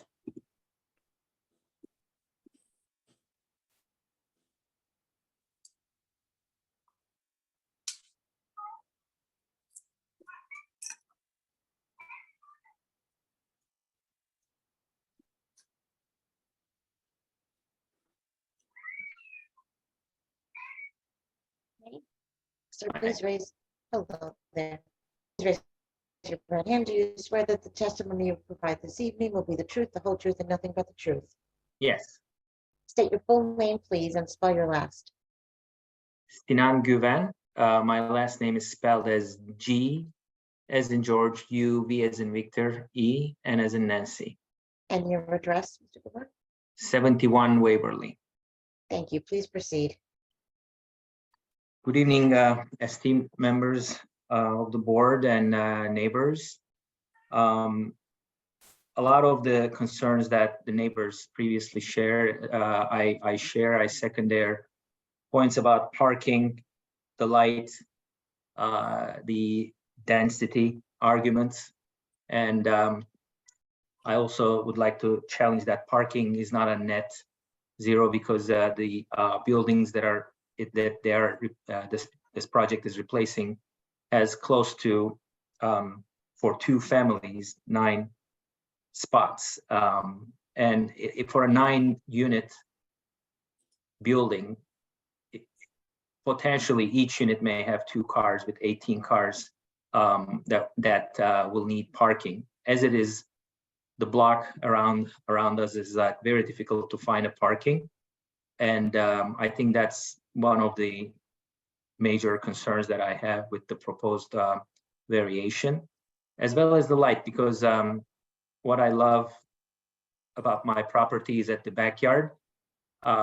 We can get a fresh of a breath of like right now, like with the proposed project, I don't think we will see the light.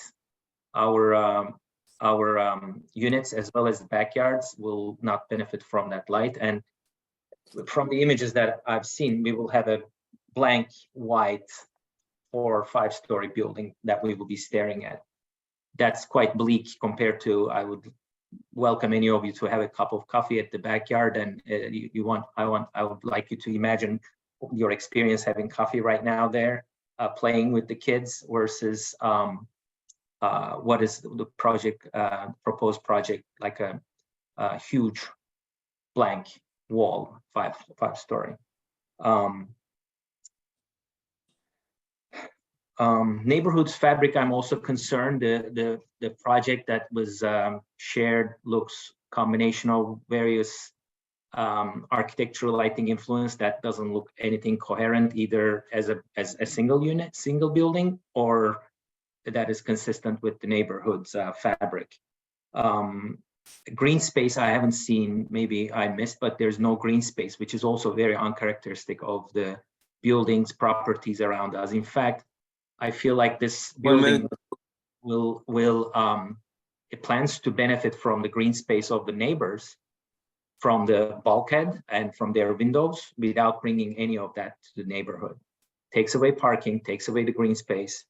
I also like challenge the argument that it's isolated. It's not an isolated building to justify. So all in all, I think it's not my view that the positives outweigh. In fact, negatives heavily outweighed any positive that was mentioned. Neighborhood has quite a bit affordable housing as it is. So I urge the board not to approve this variance as a neighbor who's concerned about, all of my neighbors, but my neighbors shared also. Thank you. Thank you. And promoting the last hand, which has the name home.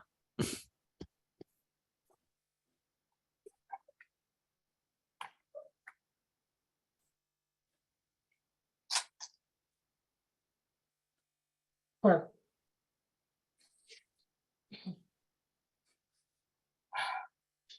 Devil's lost, damn. All right, sorry. Okay, Okay, is it on? it is on. Do you have a camera Do you that you have can a video? activate? Is a camera on there? No. Camera. There we go. I got it. There. Okay, great. Sorry about that. Devil's just lost. Let's see, it's still, Good? I don't have a picture. No, we don't see you. Shit. Start.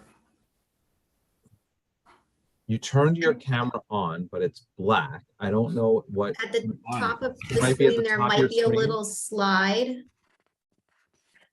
Yeah. There. Yes. Okay. Then- There you Got are. me? Yes, Yes. got you. Jamie? Do you swear that the testimony you will provide will be the truth, the whole truth, and nothing but the truth? Yes. State your full name, please. Spell your last. Brian Consley, Conselya. And your address, please. 65 Waverly Street. All right, thank you. Please proceed. First of all, I would say that three things. First of all, most developers buy a lot and they put up those 3 stories bale and box, and this one's going to be a 9 condo building, which is going to set precedent for people buying single lots and building 9 or 10 apartments. Also on Prospect, there's 2 properties that are 50 by 100, and they built 2 stories with a rooftop deck 4 condos on a 50 by 100 lot. Larger lot than what you have with no problem. Lastly, is most of the people on this call are part of Sergeant Anthony's, not Persian Fields. I believe Waverly Street and Jefferson are part of Sergeant Anthony. Not you're on the association. You're literally on the like on the cusp. So, like it's like the Persian Field thing. It's like that's the last part of Persian Field. This starts Sergeant Anthony, and nobody in Sergeant Anthony approves this project at all. The neighborhood, also the neighborhood, and what you're building a 4-story with a 5-story bulkhead next to a 2-story building and a 1-story building. It's not going to work. That's it. Thank you. Thank you. Thank you.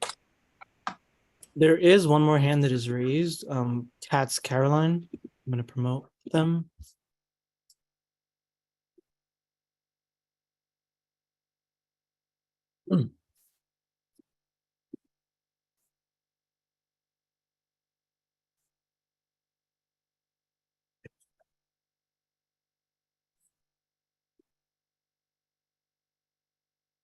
Okay, well, while we're waiting for that person to come up, Francisco, I think we're not going to get to 14. We'll go back to Bowers, and that'll be it for the day. And the person who has their hand raised is declining it. Great. Well, then let's close the public. We're going to close the public part of this application.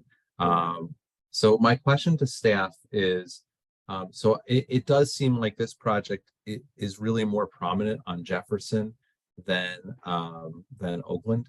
And maybe I wasn't clear, when I was first thinking about this project, because I was like, well, the only 4-story on Oakland is 163 Oakland.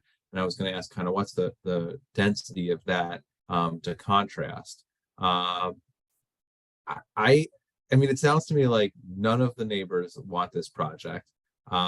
They all, and I don't think that I think they all have a valid point. That my concern is, other than that one that I'm thinking of, 163 Oakland, I don't know anything that is this height in this area other than kind of the Convert project across the street, which is industrial, which I think is a fair point. That's totally different. Yeah, Mr. Chair, I don't know if you wanted me at all to respond to anything or kind of let you guys I mean, speak first. it's your application. Sure. I mean, you should feel free to respond if you want. Sure, I just didn't want to cut you. I didn't want to cut you off. That's all. That's fine. So just a couple of notes that, and your point is taken as well, but a couple of notes that I wanted to specifically address on kind of a personal level. There were a couple of comments about, operating in bad faith and not sending letters until the public notices until 2 days before. I think the second one you can appreciate, and as council has marked our notice, I can't control USPS. That's it is what it is. But I do want to say that we took the extra step actually in mid-April of sending out, that my client did, of taking that 200-foot list and sending out a flyer to everybody on that 200-foot list and saying, hey, here's what's going forward. If you have any questions, please reach out to Mr. Amatuzzo at the Neighborhood Association. That was mid-April. That was about a month ago when those were sent out. And to Mr. Amatuzzo's point, which he touched on, until really last night, he didn't hear anything, and he had been working with us to make changes. So just to the bad faith comment, I just, I've been before this board a number of times. We have a great working relationship, and I just wouldn't want the board to think that that anything was done in bad faith. There were comments made at those neighborhood association meetings regarding the 4th story. We did take them to heart, and we cut it back in the area that kind of bleeds more into that Oakland more residential area. So we did do that. So I just want to be clear that some of those comments, I'm not taking them personally, but I do want the board to understand that none of this was an attempt to bulldoze or just fire an application and say we're not listening to anything. I do want to be clear, and I think you heard from Mr. Amatuzzo to that end that we did make all those efforts, and we did take those opportunities at multiple meetings and reaching out to the public. So I think that's worth saying. The other thing I'd like to do, and I know you have a busy agenda tonight, I do want to respond to substantively, have Ms. Worstel substantively respond to a couple of the comments. With respect to obviously the burden of proof in the negative criteria is whether it will create a substantial detriment to the public good. Substantial, not, will I lose a little bit of light? And the reality is, with a 3-story building permitted here, the delta is that 3rd to 4th story. And the test there is whether that additional stepped back story will create a substantial detriment as it relates to the height argument. So I think that it's worth noting that. So I do want Carolyn to have the opportunity to speak to that a little bit more. And then really the other piece as well, we heard about, again, impact to adjacent neighbors. The 1-story building could also be a 3-story building. I heard they have solar panels on the roof of a 1-story building. Whether we built a 3 or a 4-story building, it's going to have the same impact to those solar panels. And that's just a function of that. But before I bring up Ms. Worstel, what I would like to do, if possible, and again, I don't want to take too much of the board's time. I just do want to give my client a quick phone call, having heard the comments, and then we'll come back if that's okay with you, Mr. Chair. Yeah, sure. Okay, thank you. Maybe in the meantime, we can hear from staff. Okay, I would just like to hear what staff has to say, but Oh, I'm sorry. I mean, would you not hear what they're, maybe I misunderstood. yeah, I was just going to give my client a quick phone call, but if you wanted to hear from staff on the application, I did want to hear what staff had to say. That's all. Okay. Okay, we'll give you a couple minutes. Thank you. I'm just trying to think of what we're doing, so we're not just sitting here. Can we give any comments or we have to wait Yeah. for them to come back on? Can we I ask? mean, Ann? I think we can talk and I think you can ask questions to, I assume if you're gonna ask questions to any of his team, he's gonna want to be aware. Yeah. Well, I guess I just want to say that I agree with you, Josh, what you had to say. The parking saying that it was net zero and then the units per acre definitely exceeds the number, the density. So. And does it fit into the neighborhood? I looked at the pictures that were shown with the nice pastel shades and the designs of the building and it doesn't, those are my concerns. So I don't know, and the blocking of the light. Kind of overwhelms the neighborhood, I guess.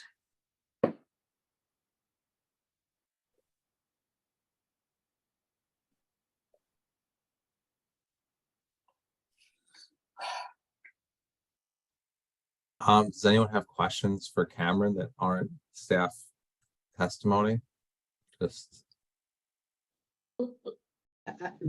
Josh, I don't know what we can do without the attorney present. And Yeah, he's gonna yeah. say he didn't hear it. Yeah. We could memorialize resolutions, but Yes, I please. don't, Yeah, okay. let's do that. I don't know if you want to do That's that. a good idea. Yeah. Yeah, okay. let's do that. That's Let's something do that. All right. We mine have is what we have to do. 5 resolutions to memorialize. Okay, One was heard on February 9th and the other 4 were heard on April 13th. So on February 9th, we heard the Franklin Development Group LLC. That case was Z22-028. The address was 32 Glenwood Avenue. It was a preliminary and final major site plan approval for C and D variances. Present on February 9th was Chairperson Coyle and Commissioners Shadid, Allen, Green, Donnelly, Park, and Patel. And that application was approved, 7 in favor, none opposed. All in favor of memorializing that? Aye. Aye. And the next 4 were heard on April 13th. The first 2 were extensions, and in those first 2, there were only 6 commissioners present. For the next 2, Commissioner Donnelly joined. So for the first one was Z23-014, 79 Romaine Realty LLC. That was an extension of their prior approval. Present on April 13th was Chairperson Jacobs, Commissioners Green, Park, Silva, Arroyo, and Allen. That extension was approved, 6 in favor, none opposed. All in favor? Aye. Aye. And the next was a one-year extension, FVRAG Columbia LLC. That was a one-year extension on 78 Storms Avenue. And the application number was Z23-009. That passed 6 in favor, none opposed, same 6 commissioners voting. All in favor of approving that? Aye. Aye.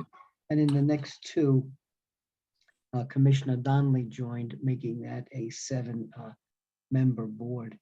The first case was Z22-037, Irving Street Commons LLC, a minor subdivision with C&D variances for 33 Irving Street. That passed 7 in favor, none opposed. All in favor of approving that is. Aye. Aye. And then the counterpart to that, same address, same applicant. This case was Z22-048, and that was the minor site plan with C&D variances. That's the component of that subdivision. That passed 7 in favor, none opposed. All in favor of approving that is. Aye. Aye. And so now, Mr. Wine, we're back to you. Yes, and How thank did you for, make out? pardon me? How did you make out? Yeah, thank you for that. So, as I said before, obviously, we worked closely with the neighborhood association. We felt we got to a place where you actually heard the support of the neighborhood association. That said, we obviously did hear comments this evening, some of which that, we had felt we truly did address. So if it's okay with the board, what I would like to do would be to carry this, to adjourn this application, have the opportunity. I would ask for a month, not 2 weeks. I would ask for a month for the ability to internalize some of those comments that, again, we thought we had addressed, and come back at that point. Okay. That may be prudent, Mr. Wine, considering the neighborhood comments. And also, if I may add, can I add something? Well, let's not Please. belabor it. Let's go, if we're gonna come back in 30 days, let's do that. What's the 30 days, Francisco? It's June 15th, I believe is your Yeah. next meeting. It's June 15th. Okay, Okay. Mr. Wine, good luck. We'll see you in a month. Thank you very much. Appreciate everybody's time this evening. okay. Thank you. Thanks, everyone. Okay, thank you. So, board, my feeling is we should hear 74 Bowers and be done with it. And that we're most likely not going to get to 21 Gardner Avenue. Is that, you guys good with that? You're breaking the law. We cannot, Okay. we didn't want to take anything after 10 o'clock. I So- know, and I feel like I feel like we should take this and get it, finish it. So, we've boxed them in. They can't take too much time. We're gonna be done with 74 Bowers Street. So we're moving on to case C22-040, 74 Bowers Street. So, Mr. Chairman, first, before Yeah, we do that, since there's people, I guess, waiting for the last case, number 14, 21 Gardner Avenue.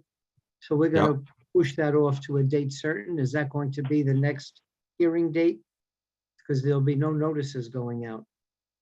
But what is the next hearing date, Francisco? May 25th. May 25th. So who's ever out in the audience there for Z22-020, we're carrying that to May 25th. And there'll be no notice. Yeah. Vinny, I'm gonna promote the attorney for that application. He has his hand raised. Okey doke.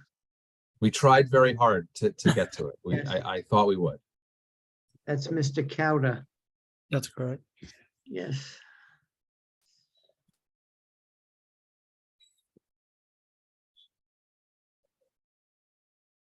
We see the symbol, but I don't see anything else.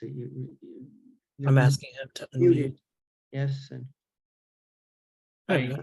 Good evening. I'm not sure if I'm on or not, well, but you are on. Sorry about that, but I don't think we're going to get to you. Yeah, So we were going to postpone you to May 25th, and then you had your hand raised.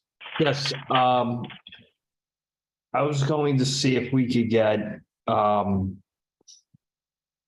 it's June 15th is the one after that, just because discussing with my team, it sounds like we have some scheduling conflicts. Oh, I don't think that matters. It's, Okay, well, it's just June 15th. I just wanted to notify the public that we're yes, carrying it and to a date certain, so you don't have to renotice. So we'll make it June 15th if that's. yes, I'll that's okay with you. discuss with everyone, just as long as notice is preserved. Your notices are preserved, and then we'll carry this to June 15th. All right, thank you. Okay? Okay, great. Have a good night. Yes, see you then. Okay, Okay, good evening. My name is Stephen Joseph. I represent the applicant. We made some changes to the plans.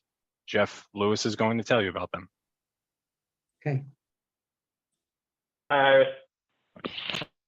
Okay, Mr. Lewis, do you swear that the testimony you will provide this evening will be the truth, the whole truth, and nothing but the truth? Yes, I do. Thank you. State your full name. Jeffrey Lewis, Lewis. Thank you. Witness is sworn. And we continue you. to accept Mr. Lewis's qualifications. Thanks, and my license is active. All right, let me bring my screen up.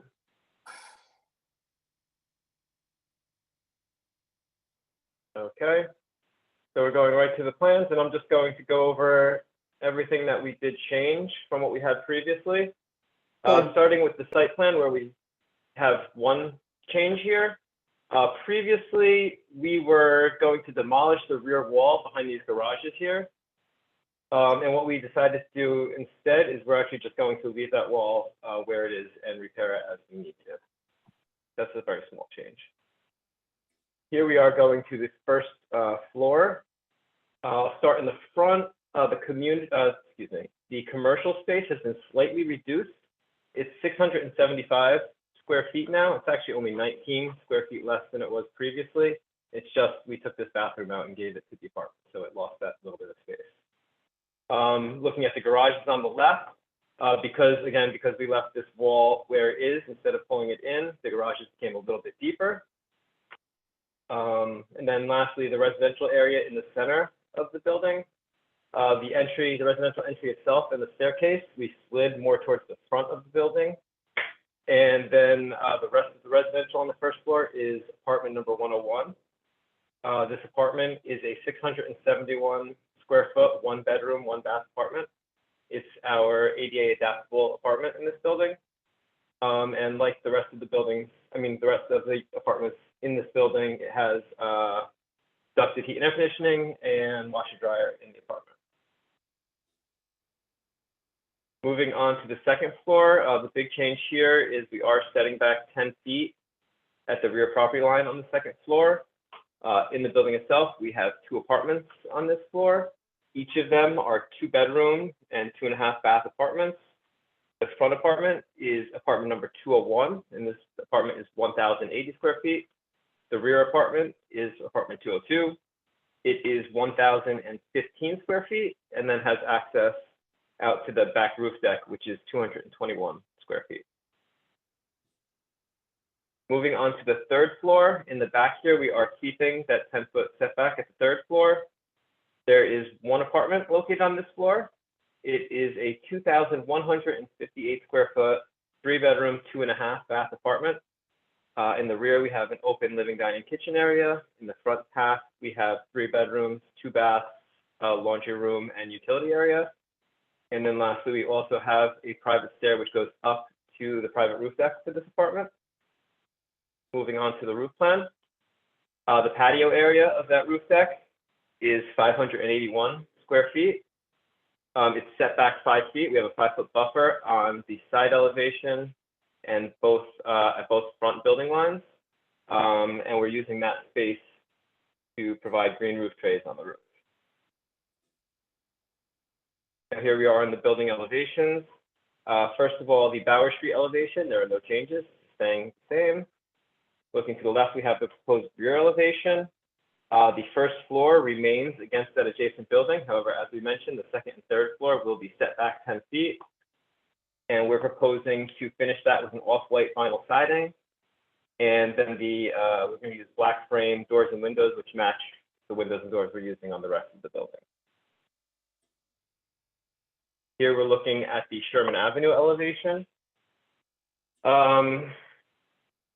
Starting here at the bottom, I had mentioned when we were talking about the floor plans that we slid that residential entry more forward on the building.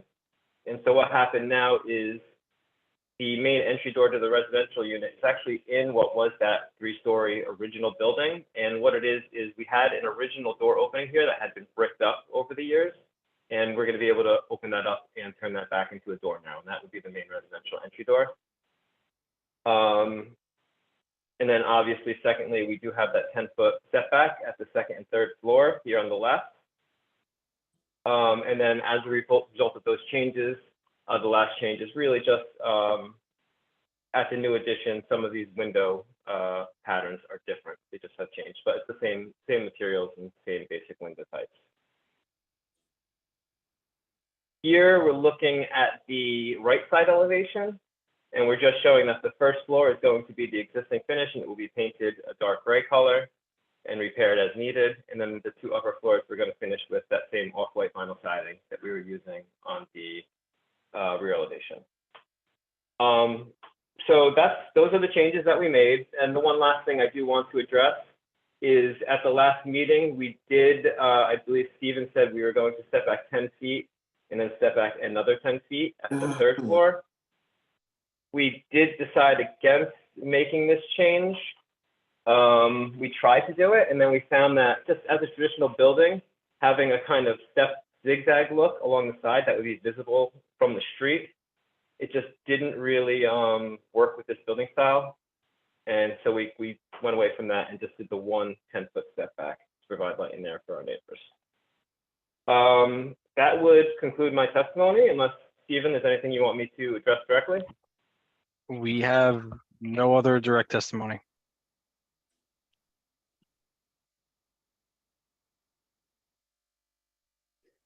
Okay, does anyone from the board have any questions for Jeffrey at this time?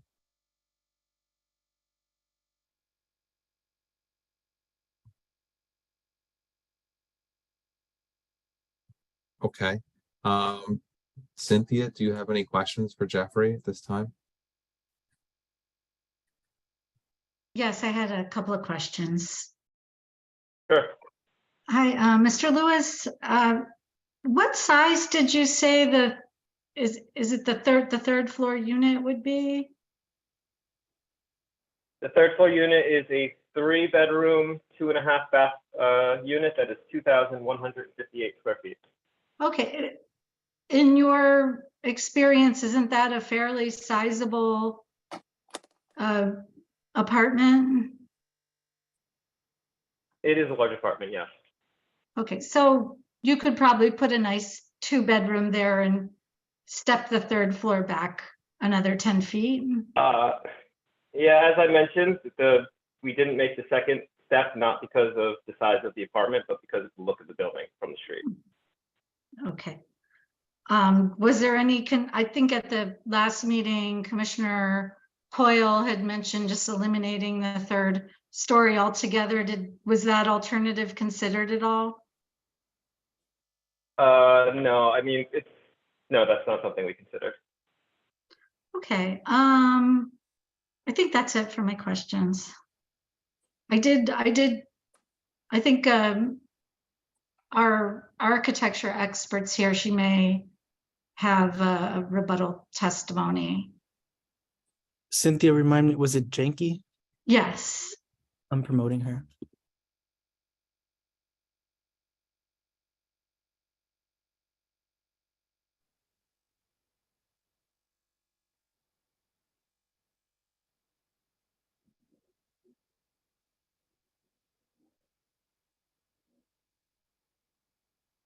Hi, everyone. Thank you again for your time. I know it's really late. I'm going to be really brief since Cynthia already brought up our issue. I just wanted to recall your attention to Ms. Vyas, the I'm sorry. I was on mute. I was trying to let you know that I need to swear you in first, please. Oh, sure. Yep. Do you swear that the testimony you provide this evening will be the truth, the whole truth, and nothing but the truth? Yes. Okay, state your full name, please. Janki Vyas. Spell your last. V as in Victor, Y-A, S as in Sam. Okay, thank you. Please proceed. Okay, so again, I won't take too much of your time since Cynthia's already brought up the main concern. I just wanted to draw your attention to the previous application and what a typical three bedroom, two bath unit would be in Jersey City, because again, we are in the city, we're not in the suburbs where a 3-bedroom apartment at 2,000 square feet would be appropriate. The 3-bedroom unit in the application that just went before us was under 1,200 square feet. A typical Bayonne box apartment is also going to be between 1,400 and 1,600 square feet. This is typical for the area. So I just want to draw your attention to that. There are a lot of architectural solutions that can be proposed to address the stepped back nature of that floor above. I don't try to tell other architects how to design, but there are design solutions. That's what we go to school for. We go to school to learn how to address difficult situations. And right now, this is a negotiation between a developer trying to max out his floor area, which makes sense, and a neighbor trying to maintain some semblance of daylight, access to air, light, and sky. And so I would just remind you of that. And I think that's all I had to say today. There's definitely opportunity to step back to that additional 10 foot. We wouldn't be here wasting your time if the drawings were provided to us earlier and given an opportunity to give comments, and there was some kind of negotiation happening. But unfortunately, that's not the case. So thank you so much. Thank you. So is there anyone here from the public have any questions? We weren't sure if that was going to be reopened for us, so we haven't asked anybody to, we didn't send any reminders or anything out. So no. Okay. Okay, yeah, I mean, it would only be limited to the slight change. So, okay. Francisco, if there's no one here, then we'll close the public portion. Yeah, I don't see any hands raised. I mean, and I also doubt that staff has too many comments. I have no additional or new comments from what I provided at the last hearing. I think I read the conditions on the record. Okay. The applicant accepts the conditions for the record, should the application be approved. Okay. And I honestly don't remember. I know that it was in our email thread of who was here at the last meeting and who wasn't. I don't know if commissioners have any questions about what's going on to either the applicant or staff before, like, do you want to summarize what's going on before we vote on something? But I guess I just have a question. I heard that you changed the door, you moved this, you moved that, but have you made any provisions, and maybe I just didn't understand what you were saying, to provide more air and light to those neighboring yards, as we had talked about, which was a major concern for most of the residents in the neighborhood? Yes, we provided the 10-foot rear yard setback at the second and third floor, where originally we were up against the building behind us. Okay, right, Yeah. okay. All right. And if I may, I would like the opportunity to sum up, since this has spanned 3 separate meetings now.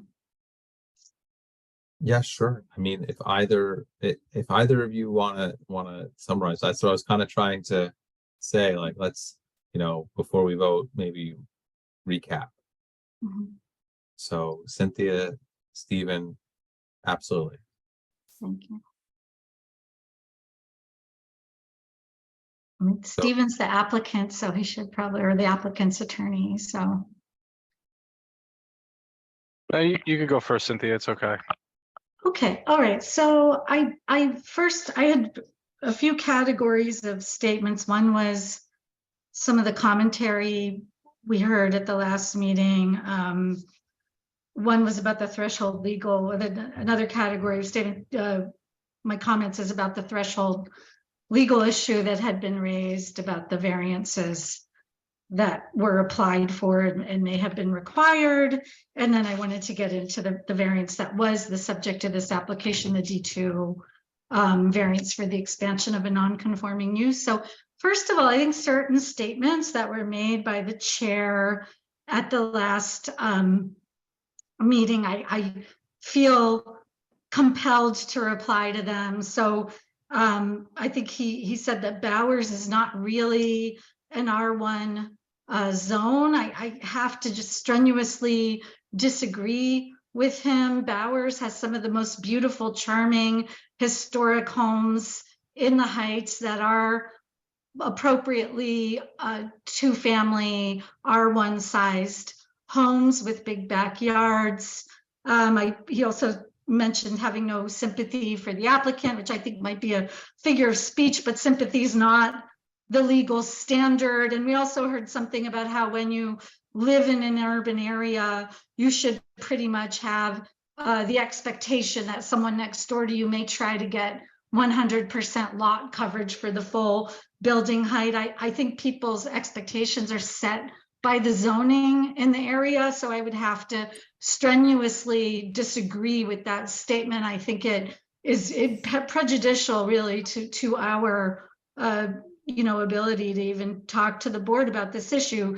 The other thing I wanted to comment about was I do understand our one of my experts went on quite a long time, and you do need to manage your agenda and be able to kind of manage your caseload, and I appreciate that. And I do thank everyone for staying with us for 3 different meetings. But if you really want to shorten up your agenda, I think if variances are given out less liberally, you'd probably have fewer items on the agenda. You might have much shorter meetings.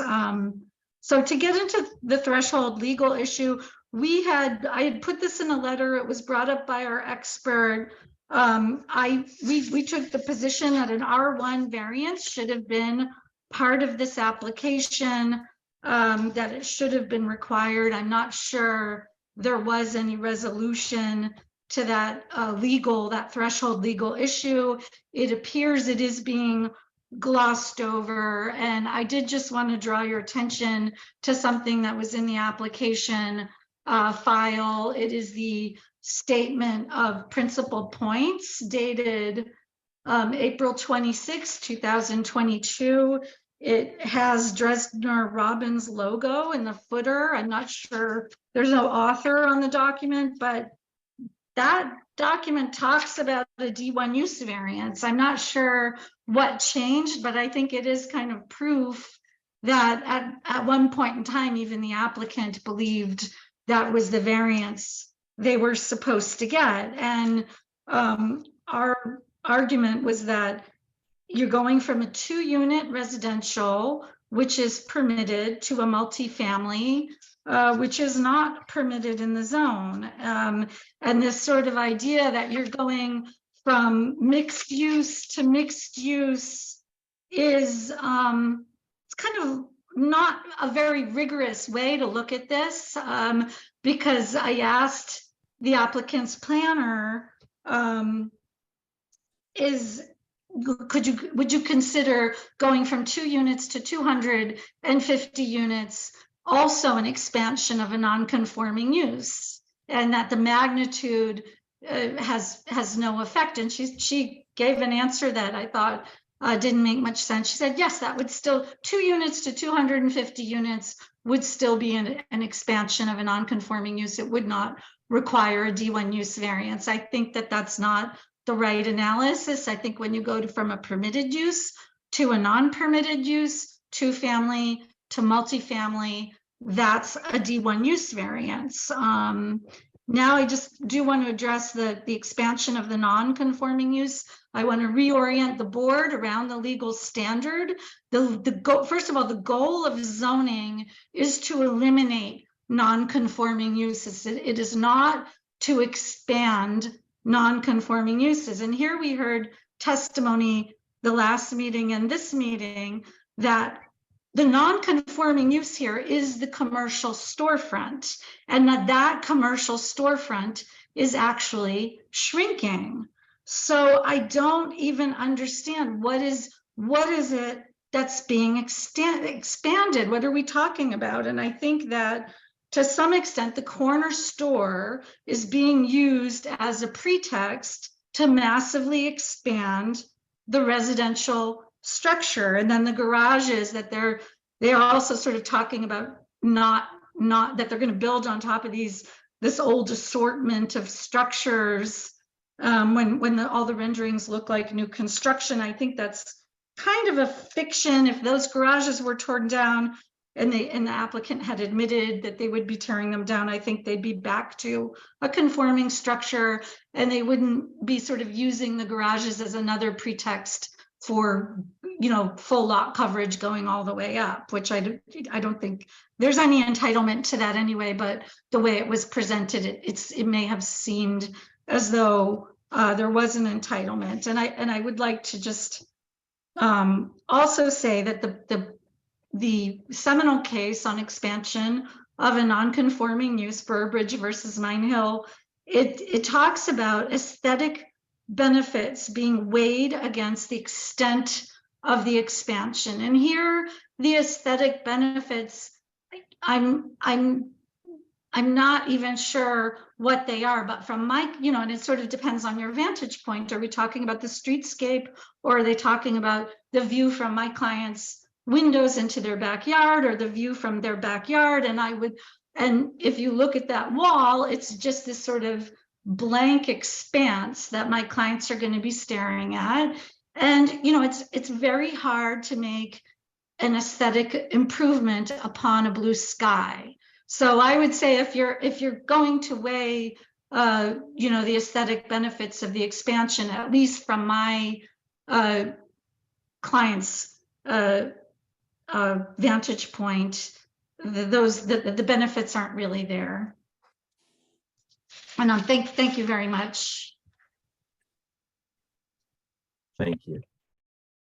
So, I mean, this application has been on the agenda 6 or 7 times. At this point, we started working on this early to mid last year. We've been working with different community members and groups and people since as early as October of last year. And the big concern, I think, that we heard after the hours of director testimony at the last hearing was light and air. Let's just do something about light and air. And there were comments from the board about that. Provided a setback in the rear yard, 10-foot setback. We designed portions of the building in order to do that.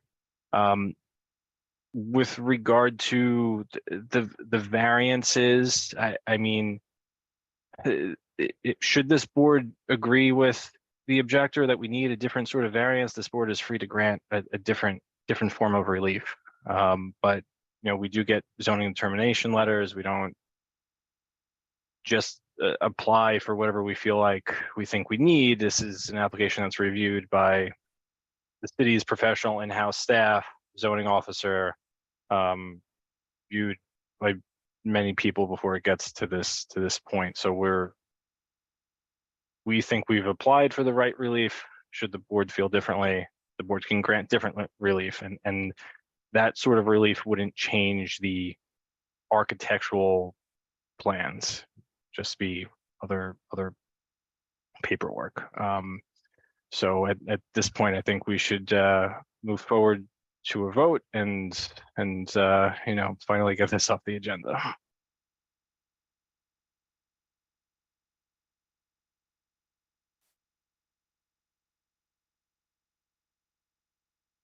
Okay, I mean, staff, is there anything else you would add? Or does any commissioners have any questions or otherwise want to make a motion? Everyone should have the opportunity to say whatever's on their mind.